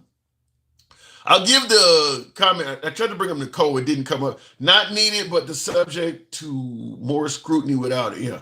Let me go ahead and continue on with the program. Tap the screen. Get the likes up to about 60,000. And I don't know why Nicole didn't come up. We'll continue on with Mr. Walter. Good evening. Welcome to the program, Mr. Walter. Now, I got hammered earlier for suggesting that you don't need. Are you there? Yeah, I'm gonna have to drop. I'm cooking, so I'll drop out. Cook some for me. Thank you. All right. Talk to you later. Okay. I mean, we continue on. Shit, you making me hungry now. Alter egos. Yeah, I was going to ask that the idea that folks are suggesting that you got to deal drugs and commit all kinds of violent felonies to survive in the black areas due to racism. I'm not buying into it, but I want somebody to maybe perhaps correct me on that. Let me know what I'm seeing. What am I getting wrong? For the great. Good evening. Welcome to the program. As an African American, am I getting this wrong?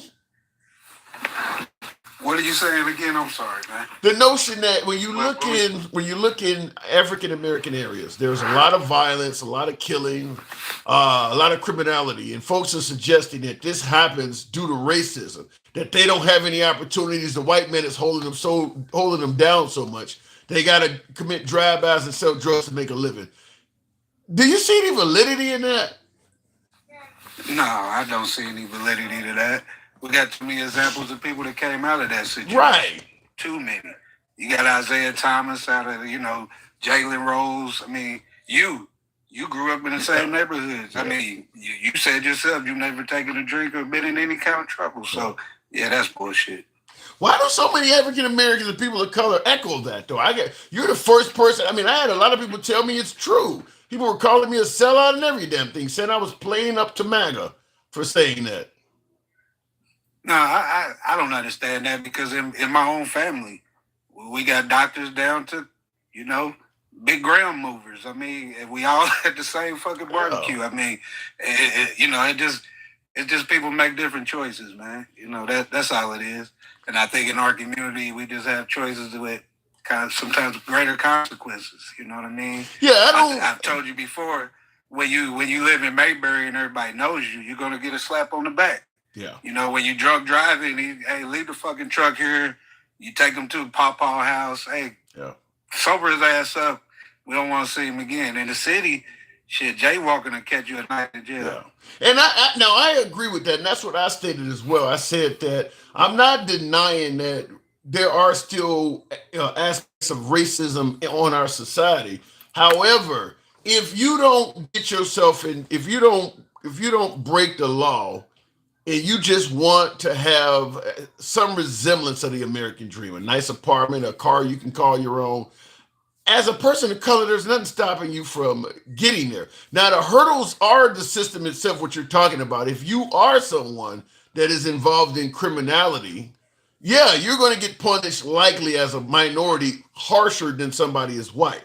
But you got to first commit the crime to get in that predicament. And we also have people that didn't get caught that clean themselves up. You know what I mean? Yeah. I know guys that put themselves through college, maybe through the streets, and you know, made a vow to themselves that when I graduated, that was it. That's saying something. So you're on the street hustling, and you use the money you made from hustling to put yourself through college. Yeah, and that's just not one story. I mean, I know a number of stories like that. You know what I mean? So, I mean, it's really no different than, you know, the old cliche of, you know, the girl on the pole that's trying to get herself through college. Yeah, I guess you make a good point. But being on the pole is legal, though. Now, if she's selling it out in the alley, then that's something different. But I don't think I've ever heard somebody say that before. You know the champagne room. You know the champagne room, what they say.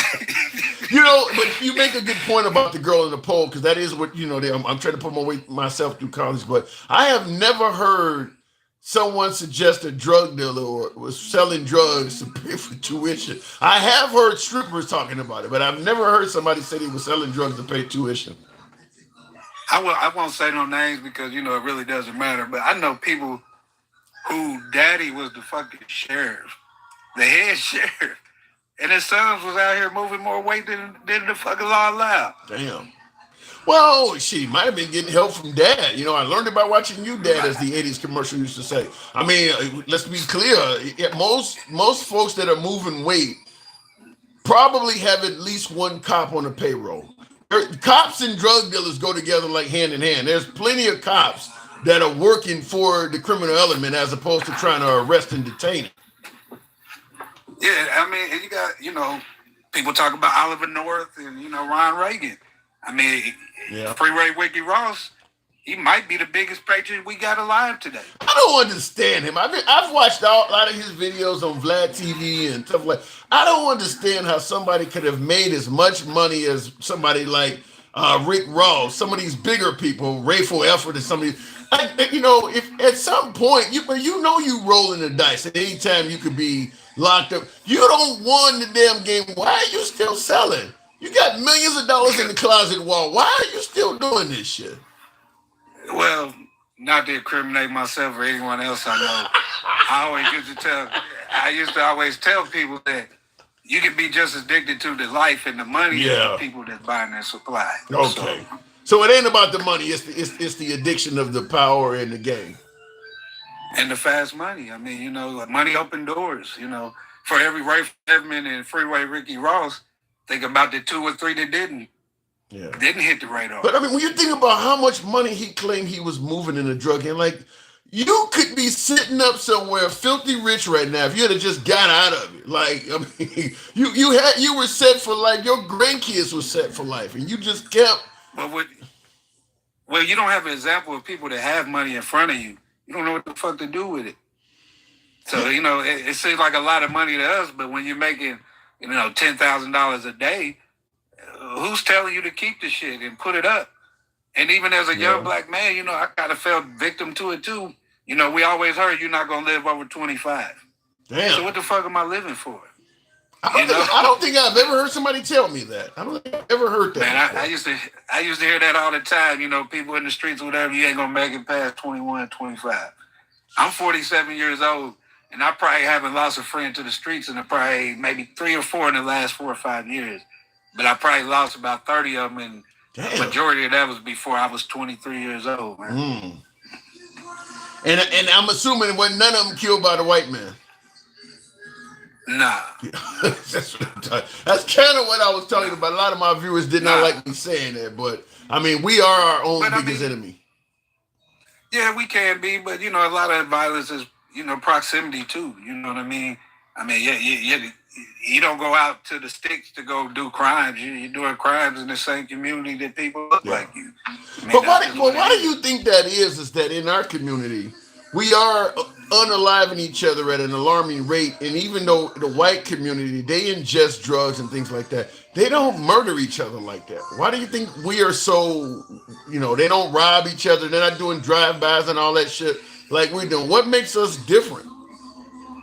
I think what makes us different, and it could be a thing of the system as well, is that, you know, Freeway, Ray Edmonds, all these guys, they didn't have the tools or anyone to show them that, hey, my kids won't be me.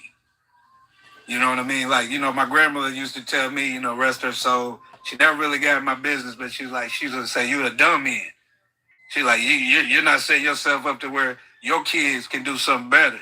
And my grandmother, she grew up with a diverse Italians, Jews, and everything. She said what I saw them do was their father was bootleggers, but their father also said my son's gonna go to college.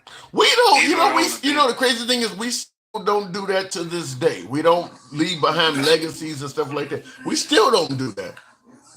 And I think it's harder to do that. And like I said, it's partly system because back in the day when that guy can kind of grease a judge or something, we might have had the money to grease a judge, but our money wasn't good enough because it was coming from, it was almost akin to being dirty money. Yeah, I agree with that. But you do agree with me that as long as you are a law-abiding citizen and you're willing to work hard, you can achieve a comfortable life in America, even as a person of color. And I only disagree with when you say law-abiding. If you don't get caught for doing anything, yeah, you can. Because like I said, I've known people that definitely did what they had to do. And if you look at them now, some of them in prominent positions in government, I can never tell you that was that guy. But, we live by a code that it doesn't matter. I salute him from getting there how he got there. Fair enough. And that is true. I do know some folks who may have done drama when they were younger, and like you said, they didn't get caught. Now they're regular working tax-paying citizens, and they're abiding by the law nowadays. So that is true as well. Like I said, as long as you don't get caught up in that system, you can kind of escape most racism. Most of the racism is involved in once you commit a crime and you get caught in the criminal justice system, that's when you're going to be exposed to racism the most. And that's when it's the hardest to get away from. I got to move on further, Greg. Thank you. No problem, man. My pleasure as always. Everybody tap the screen, get my man up. Hell yeah. Appreciate it. Thank you. All right, moving on with the program. I want to respond to a Will G. Says Trump ain't shit.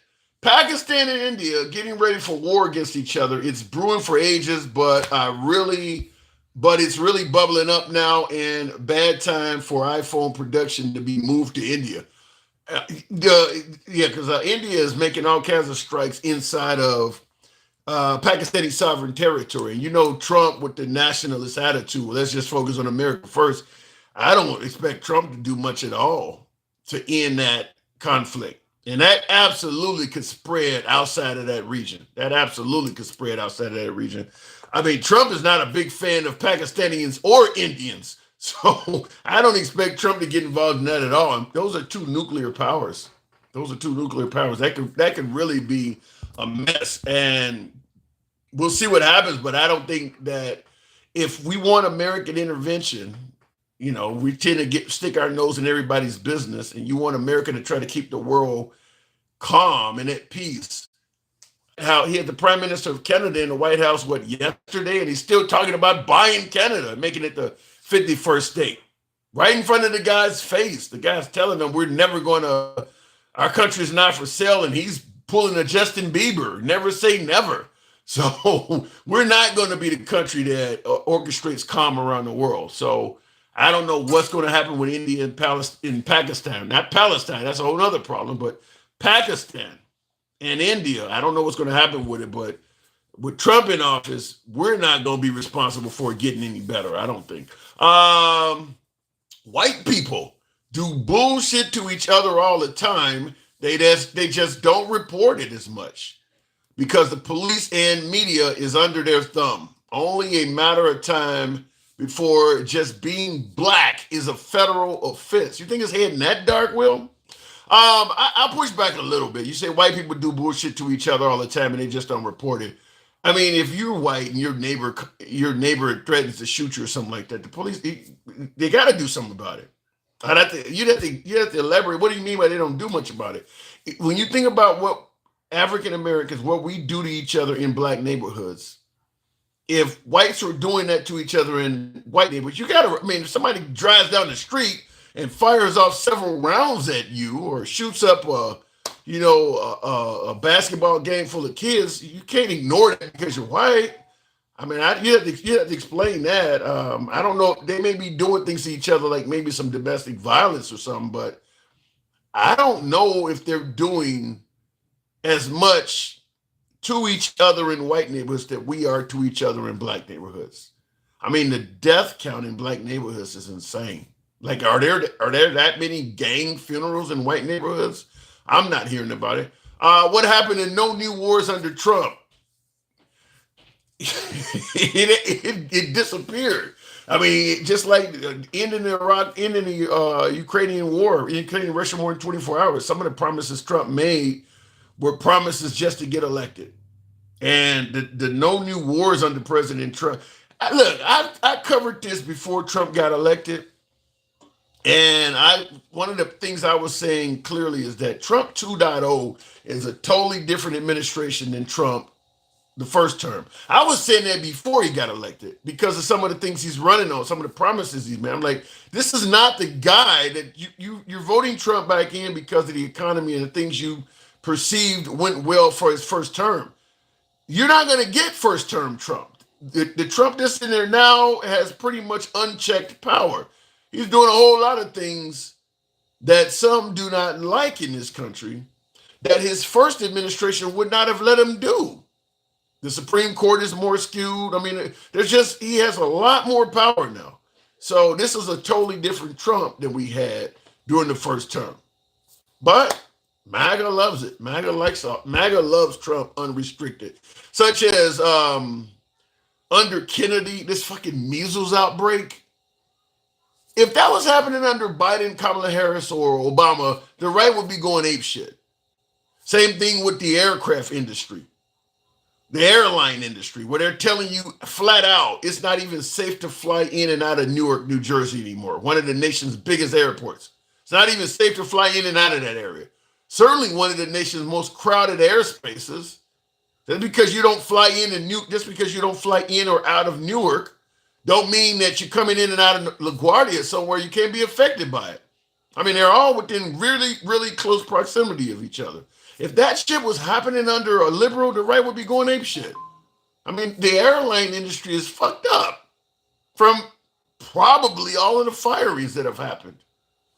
So, I mean, but folks are still giving Trump a pretty high mark on his performance so far.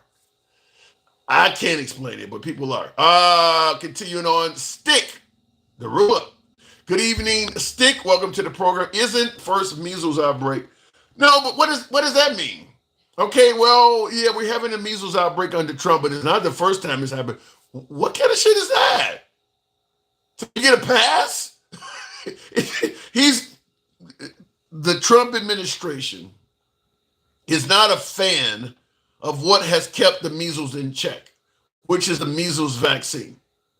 You got the head of Health and Human Services, Kennedy, speaking negatively of what has kept the measles in check.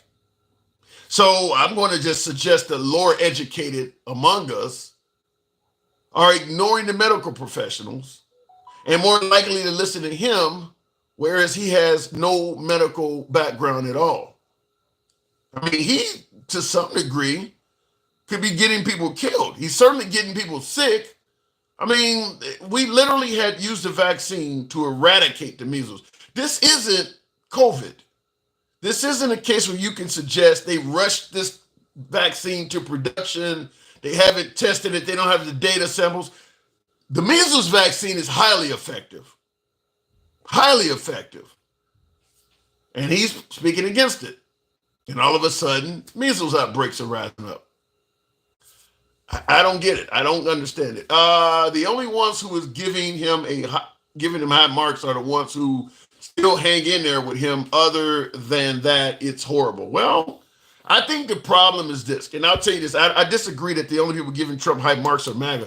The liberals still score lower poll-wise than Trump, even with the tariffs, even with the threats towards Greenland and Canada and Panama. The shit he's saying, sending out pictures of himself as the Pope. Even with all of that going on, Trump is still scoring higher in polls than the Democrats are. So we can talk about Trump all we want, but the Democrats have a major problem. If you're not scoring higher than all of the stuff that you're saying is destroying the country, then what the hell do they think of you? So you can only blame them for so much. This should be making a Democrat. Kim, I think this says Kim Beasley. I think even the CNN polls are suggesting that. I don't think there's any polls that are saying that the Democrats are doing better than Trump right now, Kim Beasley. But good evening, welcome to the program. Hey Tim, how you doing? You haven't heard that? No, I haven't heard it. What polls are we talking about?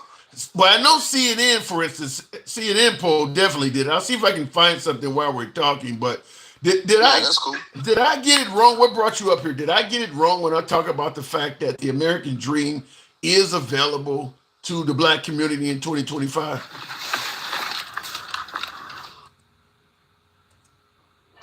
I'll tell you what brought me up today. Sure. A bit earlier, we were kind of talking about how what was going on with. You have to remind me because you said a lot earlier. This is what you started the day with. We're talking about rooting for the bad guy. Bingo, rooting for the bad guy. All right, we've been rooting for the bad guy, I guess, since 2015, 2016, right? So you're referring to Trump as the bad guy? Yeah, I'd say so. Every time he do something bad, we find a reason to say it's good, right? Well, I don't know about, some people do. If he does something I think is genuinely bad, I don't find a reason, but you are right. There are some forms of, some folks that are MAGA. I mean, the guy can literally, because they often say he can cure cancer and you still wouldn't give him credit. There are some MAGA out there where Trump could literally create a new cancer and deliberately infect people. And hey, he thinned the herd. He helped us out. There are some people like that. I don't know if he got a call or not, but I wanted to. I'm here. There you go. Okay. I was gonna say last night. I'm not sure. I don't even know their names, to be honest. But there was a podcast kind of type deal last night where the lady was defending. The lady that was calling the little kid the N-word, right? She was defending. She got $6 million. So $600,000 have been raised for that lady, all because she called the kid the N-word. Right. So did you see last night? There was a lady on TV. She said she was a white supremacist, and that she thought this was okay. She wants to bring back, the idea that we have free speech, which it's cool. We got free speech, but we should also be held accountable for the things we say at the same time. But what can you do if somebody calls a young child a racist slur? I mean, we do have free speech. What do you want them thrown in jail? Right. No, it's not illegal. It's not illegal for her to say what she wants to say. She can say what she does without prosecution. But you have to accept the social things that come along with it. That happens now. That already happens. Yeah, I suppose. Let's just be clear. Even though this woman fuck around and called a young kid the N-word, which is an awful thing to do, and she's raised all this money. Fact is, most Karens who are caught on video doing racist shit, it usually works against them. They lose their job. They have to hide on social media. It usually works against them. She's one of the few that's benefited from it. Right. And what I wanted to point out was, from last night, like I said, the thing I was watching there is the lady was kind of like, we want to bring back free speech. She's a white supremacist. This is the type of thing. It's like, I wish I had the name for you. I'm sorry, I don't. I wish I had that name for you. If I did, the reason why I'm saying that is because most people who have hate in their heart don't come out and admit they have hate in their heart. They usually deny it. So for somebody to go on TV and say, I'm sure she has family members and shit like that. Like, damn, that's your cousin? That's your aunt on TV, dude? Most of them don't admit it. How about this, Tim? Give me 3 seconds, and I'll be back with their name so you can watch the video. I'd be curious to. Do your thing. I'd be curious to see it. But real quick, in regards to what I was talking about with him while he's looking that up. It's flagging poll numbers, their own numbers, not so much. The easiest answer to the Democrats' problems is the one reporters enjoy the least. It's early. Most voters rejected Democrats last year, and they're not looking at politics again until they really have to.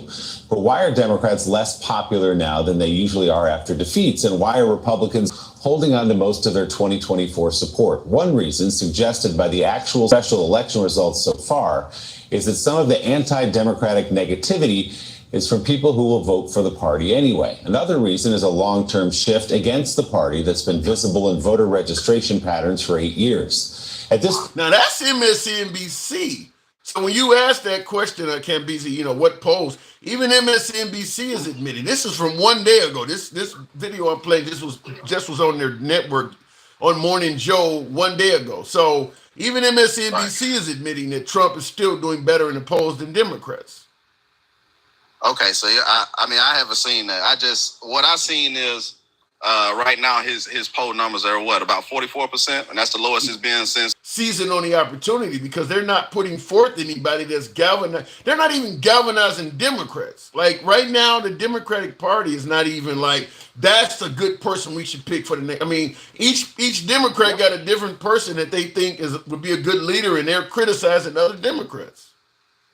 I'll agree with you on that. Yeah, I don't see anybody that's being put forward that I think is worth putting all our eggs into their baskets. I don't see it either. I get that. Yeah. But on the same coin, I think we could be doing, 10 million times better with anybody else. I might have voted for a Rock over President Trump. I'll be honest.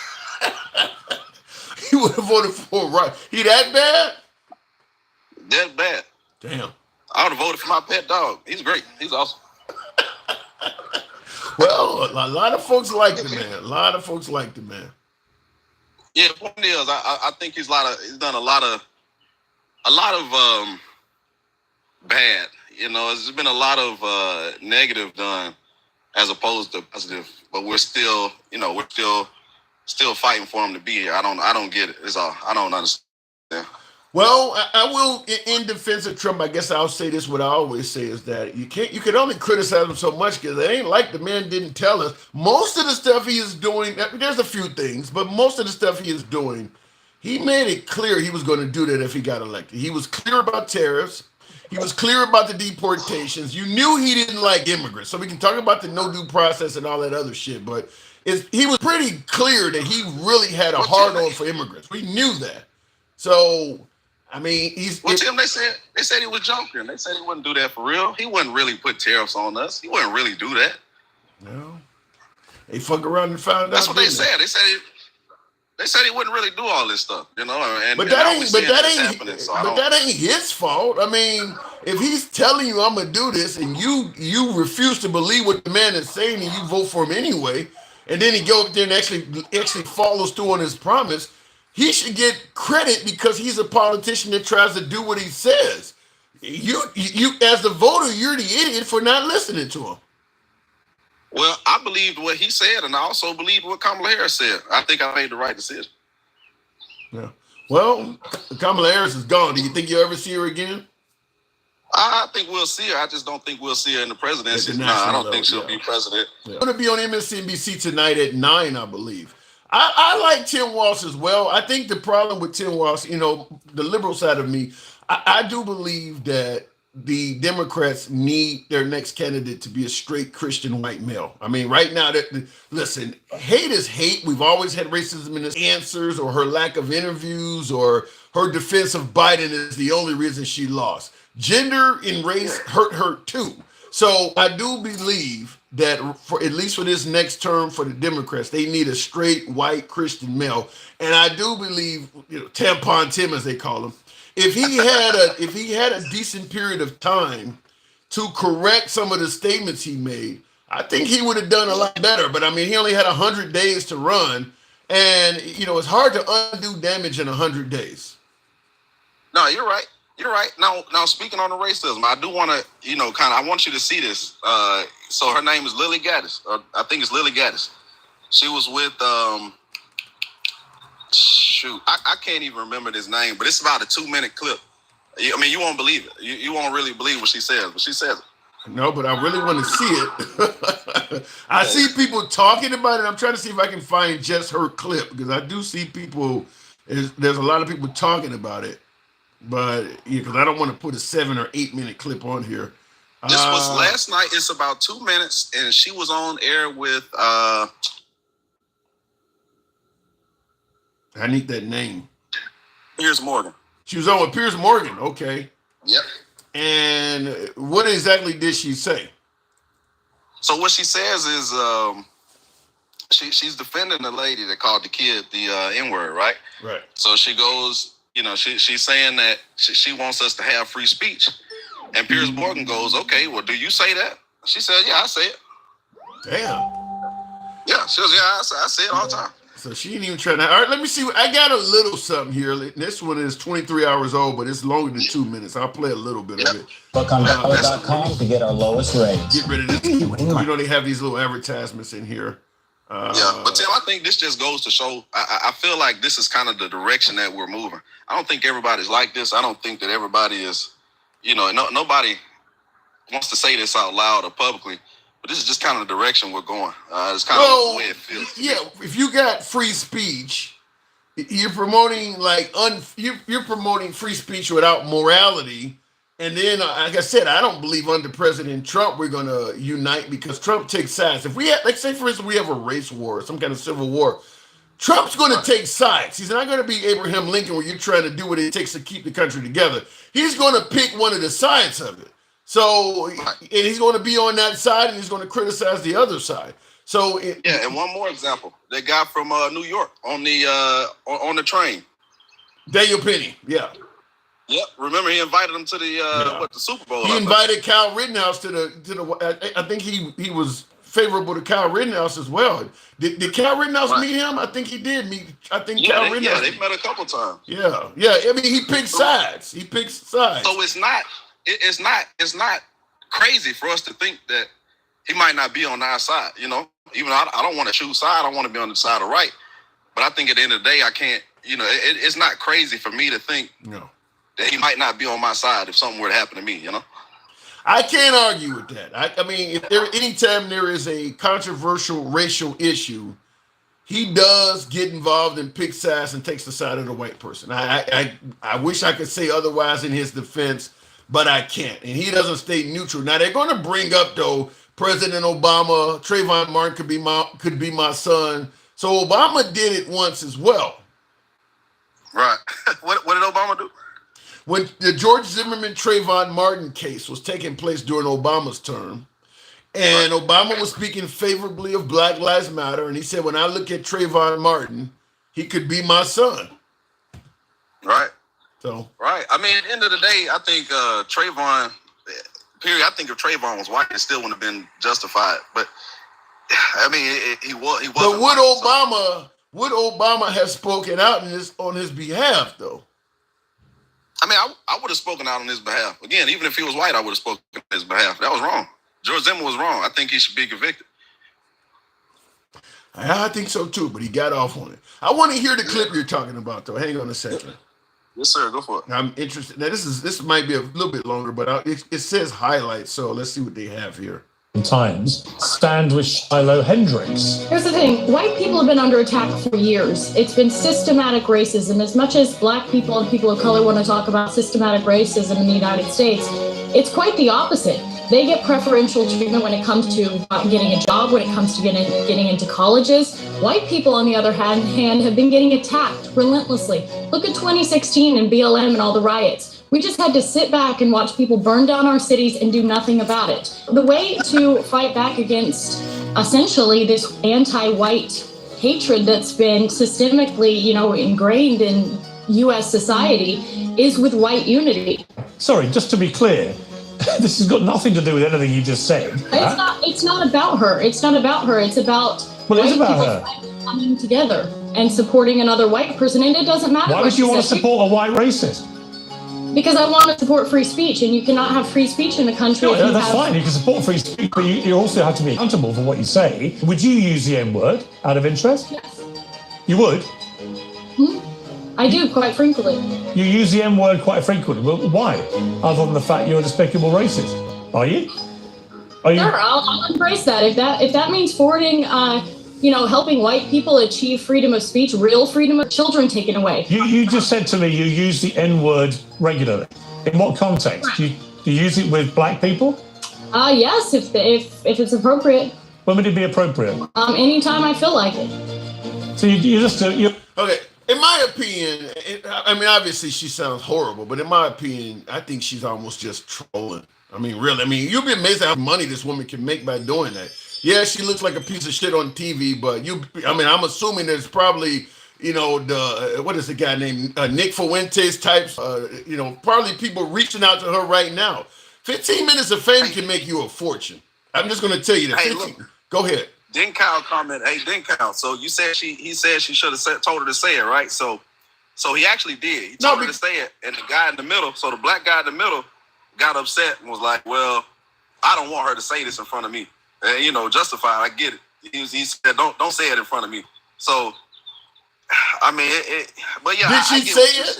Too, did she actually say it? She didn't say okay. it. I won't play the whole clip, but you're hearing music in the background, I guess, because the person that posted it or something doesn't want it copyrighted. They added some extra sound, but my guess is, now she probably is a racist to go on TV and say some shit like this, but I think there could also be a trolling element to it. I mean, you can make a lot of money doing this, just like Candace Owens makes a lot of money. Candace Owens makes a lot of money by speaking hatred, basically hateful of black people. There's money. She makes a lot of money flip flopping. She's recently she flip flopped, but for the most part, Candace Owens' whole career has been anti-black. Just recently, right. because Trump went so fucking far, is getting listen. I done better, being honest. My show did better, particularly with MAGA, when I was criticizing Biden about the economy and things like that. And as time has went on, Trump is doing things that are so controversial that even if you want to give him the benefit of the doubt, it is getting harder to in some areas. And that's made my audiences turn mostly liberal, because I can only defend so much. When you're doing some things that are like, you taking pictures of yourself as the Pope, there's no defense for that. It's like being it's like I'm from Alabama, right? So I'm big Auburn fan. All right, I hate Alabama with my whole spirit. All right. Okay. Well, there's a lot of people that aren't like that, Tim. There's a lot of people that when Auburn's winning, of course I'm gonna be there. Of course I'm gonna be talking my shit. I'm gonna be calling all my homeboys, hey yo, how about that ass whooping we put on y'all? All right. But then when we got this loss we just took, wait till next year so I can talk my shit again. Right. It's kind of the same thing. And I get what you're saying too, with her being a troll. Yeah, I think she's trolling. I don't think she's a troll. I think she's a real white supremacist. I think there are trolls out there. I think she's a real white supremacist. And I think there are real white supremacists that are starting to show up. I think they're showing up. Oh, I believe that, because the FBI is suggesting that, which is why I often push back on the notion that we need to get rid of illegal immigrants because they're making a crime. Now, the crime rate is here in this country. Right. Illegal immigrants, and you got a lot more because there is no city in America, unless it's some small ass suburb, that is going to say, now that we got rid of the illegal immigrants, our crime rate is went down. The crime is not going down by getting rid of those people, because the crime is here. It's us. We're doing all the crime. It ain't them. But yeah, I think that. I mean, listen. I'm not gonna. If the woman gets on TV and says the N-word, I'm saying like she's for free speech. Okay, fine, you're for free speech.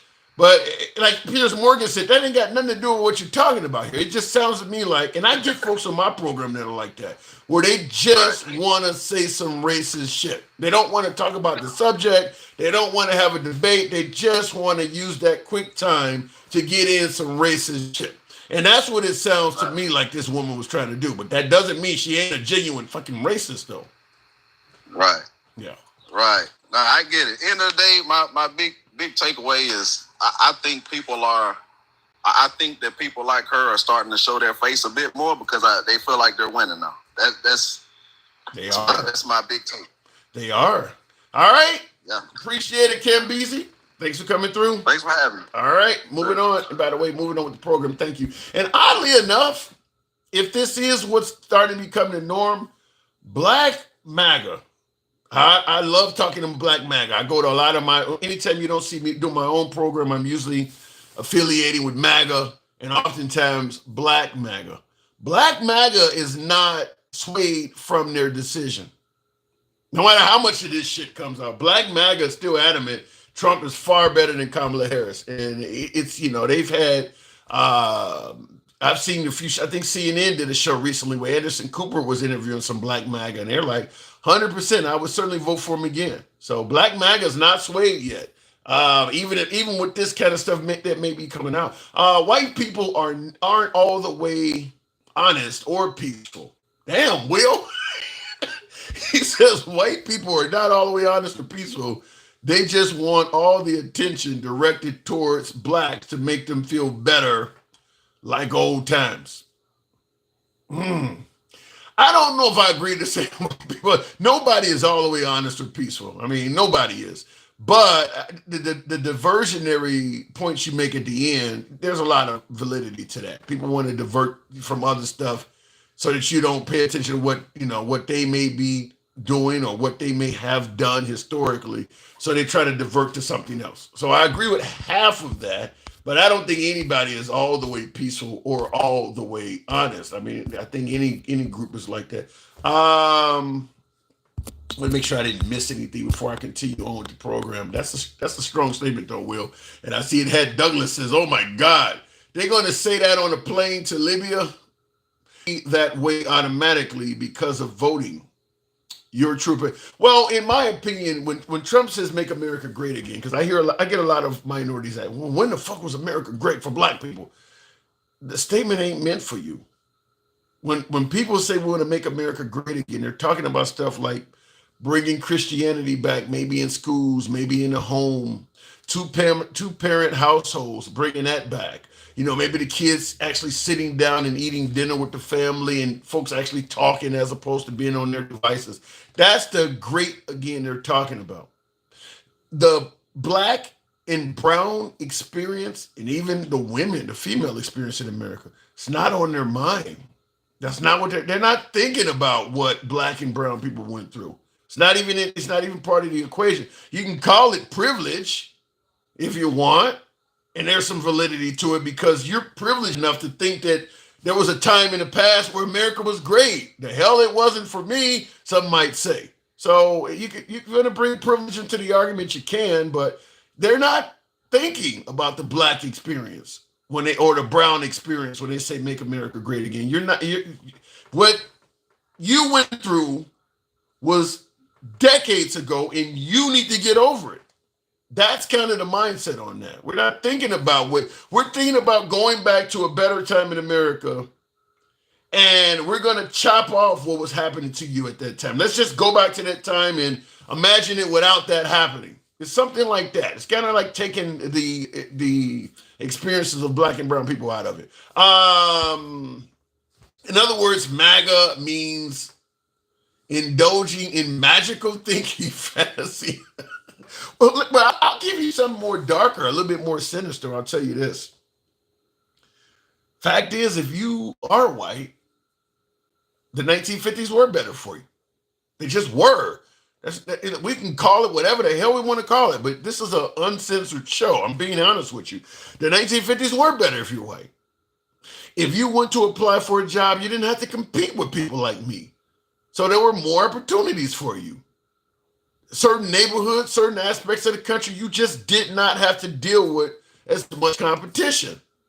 The world was a better place for white people in that era. Call it what you want. I mean, I'm just giving it to you straight, no chaser. But fact is, there are eras of American history that were better for white people, particularly particularly white males. I mean, look, I think there's a statement you often see online that says something to the notion of when everything is in your favor, equality feels like oppression. And I mean, I'll give you an example. Let's take America. Let's take America, the country, for example. Let's take white and black out of it. Just look at America, for example. The way our citizens live in this country, we are essentially at the top of the pyramid, even in the world, with the exception of maybe a few. But for the most part, even if you're poor in America, you live better than middle-class citizens around the world. Now imagine if the world had to equal out, where everybody lives at the same level. Americans would feel like we're being oppressed. We would feel like we're losing. We wouldn't. This is what happened in this country. Once you made the races equal, the people at the top, it doesn't feel, they don't sense equality. It seems like oppression. It seems like a loss. I went from being king to one of the subjects. I can understand it. I do understand. I'm just letting you know that's how a lot of people ask him, what year was America great? Well, like I said, it depends on who you're asking. And I do believe that if you are a white male, 1950 America was better than 2025 America for white males. You just didn't have to compete with so many other people. I mean, like I said, you knew if there was a line of people applying for it. You talk about DEI all the time, didn't earn it, just got it because you're such and such. That's the way it was for white males. You just knew that already. You didn't need to know who was going to follow up the mayor of your town. You already knew whoever it is going to be a white dude. You already knew that ahead of time. So, yeah, it was a better time for white males back then. Why stay living in such a horrible country? Education could be one reason why. Finances could be another reason why. And the country itself can often be a reason why. When you say, listen, if you don't like America, just leave. The world will become an expat. Education is another one. You can't just, listen, get up and leave America and go to a host of different countries where I don't know anything about the language or the culture or anything. We can talk about illegal immigrants all the damn time, but you don't think that they have a problem coming to be dropped off in Mexico City or Guadalajara somewhere, and there was not an American community or somewhere for me to affiliate with? I would be fucking lost. I don't speak the language. I don't know anything about what's going on here. So you can't just up and leave. You don't like it, I help you pack. It ain't that easy like that. And that's assuming the country of choice will let you in. All of that's involved in that. Not to mention your family. There's a whole bunch of other shit. If you don't leave, I'll help you pack. It just sounds good. But life is not that easy.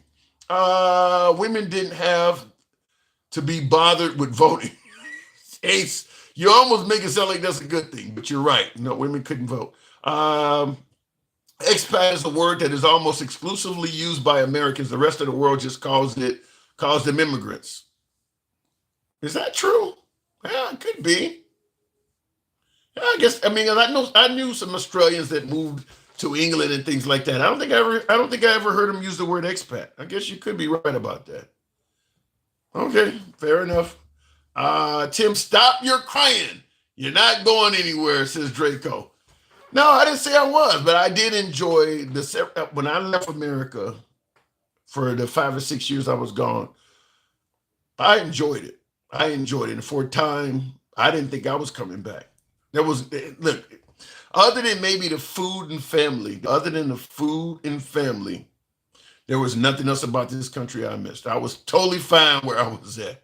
But I had family and all of that, and it kind of made me come back. But no, I was fine. Anytime before 1960 was when America was great. MAGA just needs to come out with it. If they could just tweak time to where the Civil War never happened on the South, won't it be perfect? For them, not for us. That's scary. And like I said, a lot of people don't like to admit when they have that mindset. Hate don't always, there's a reason why these folks are walking down the street with masks and hoods and shit. They don't come out because you might see them at the doctor's office the next day or working in the supermarket, and they would adamantly deny that they were part of that protest carrying swastikas and shit. Most haters don't admit hate. They try to deny it. If you talk about burning down cities and looting and shit like that, I'll tell you one thing, at least most Black Lives Matter do show you who the fuck they are. But them folks, they keep it hidden. The whole cabinet is billionaires, That is true. Trump is for the folks with money. Anyhow, folks, I do got to step away for a moment. I will be back in about a half hour because I know there's a little bit more here. Some folks are waiting that I want to speak to. And apparently, I may have pissed off a person or two. And I don't like to leave the crowd angry. I want to hear what you have to say. I'm fine being a pincushion when the point makes sense. Nevertheless, I do got to step away for a minute. It's your boy Tim, the Handsome Liberal. I will see you momentarily. I got a little bit of business I got to take care of.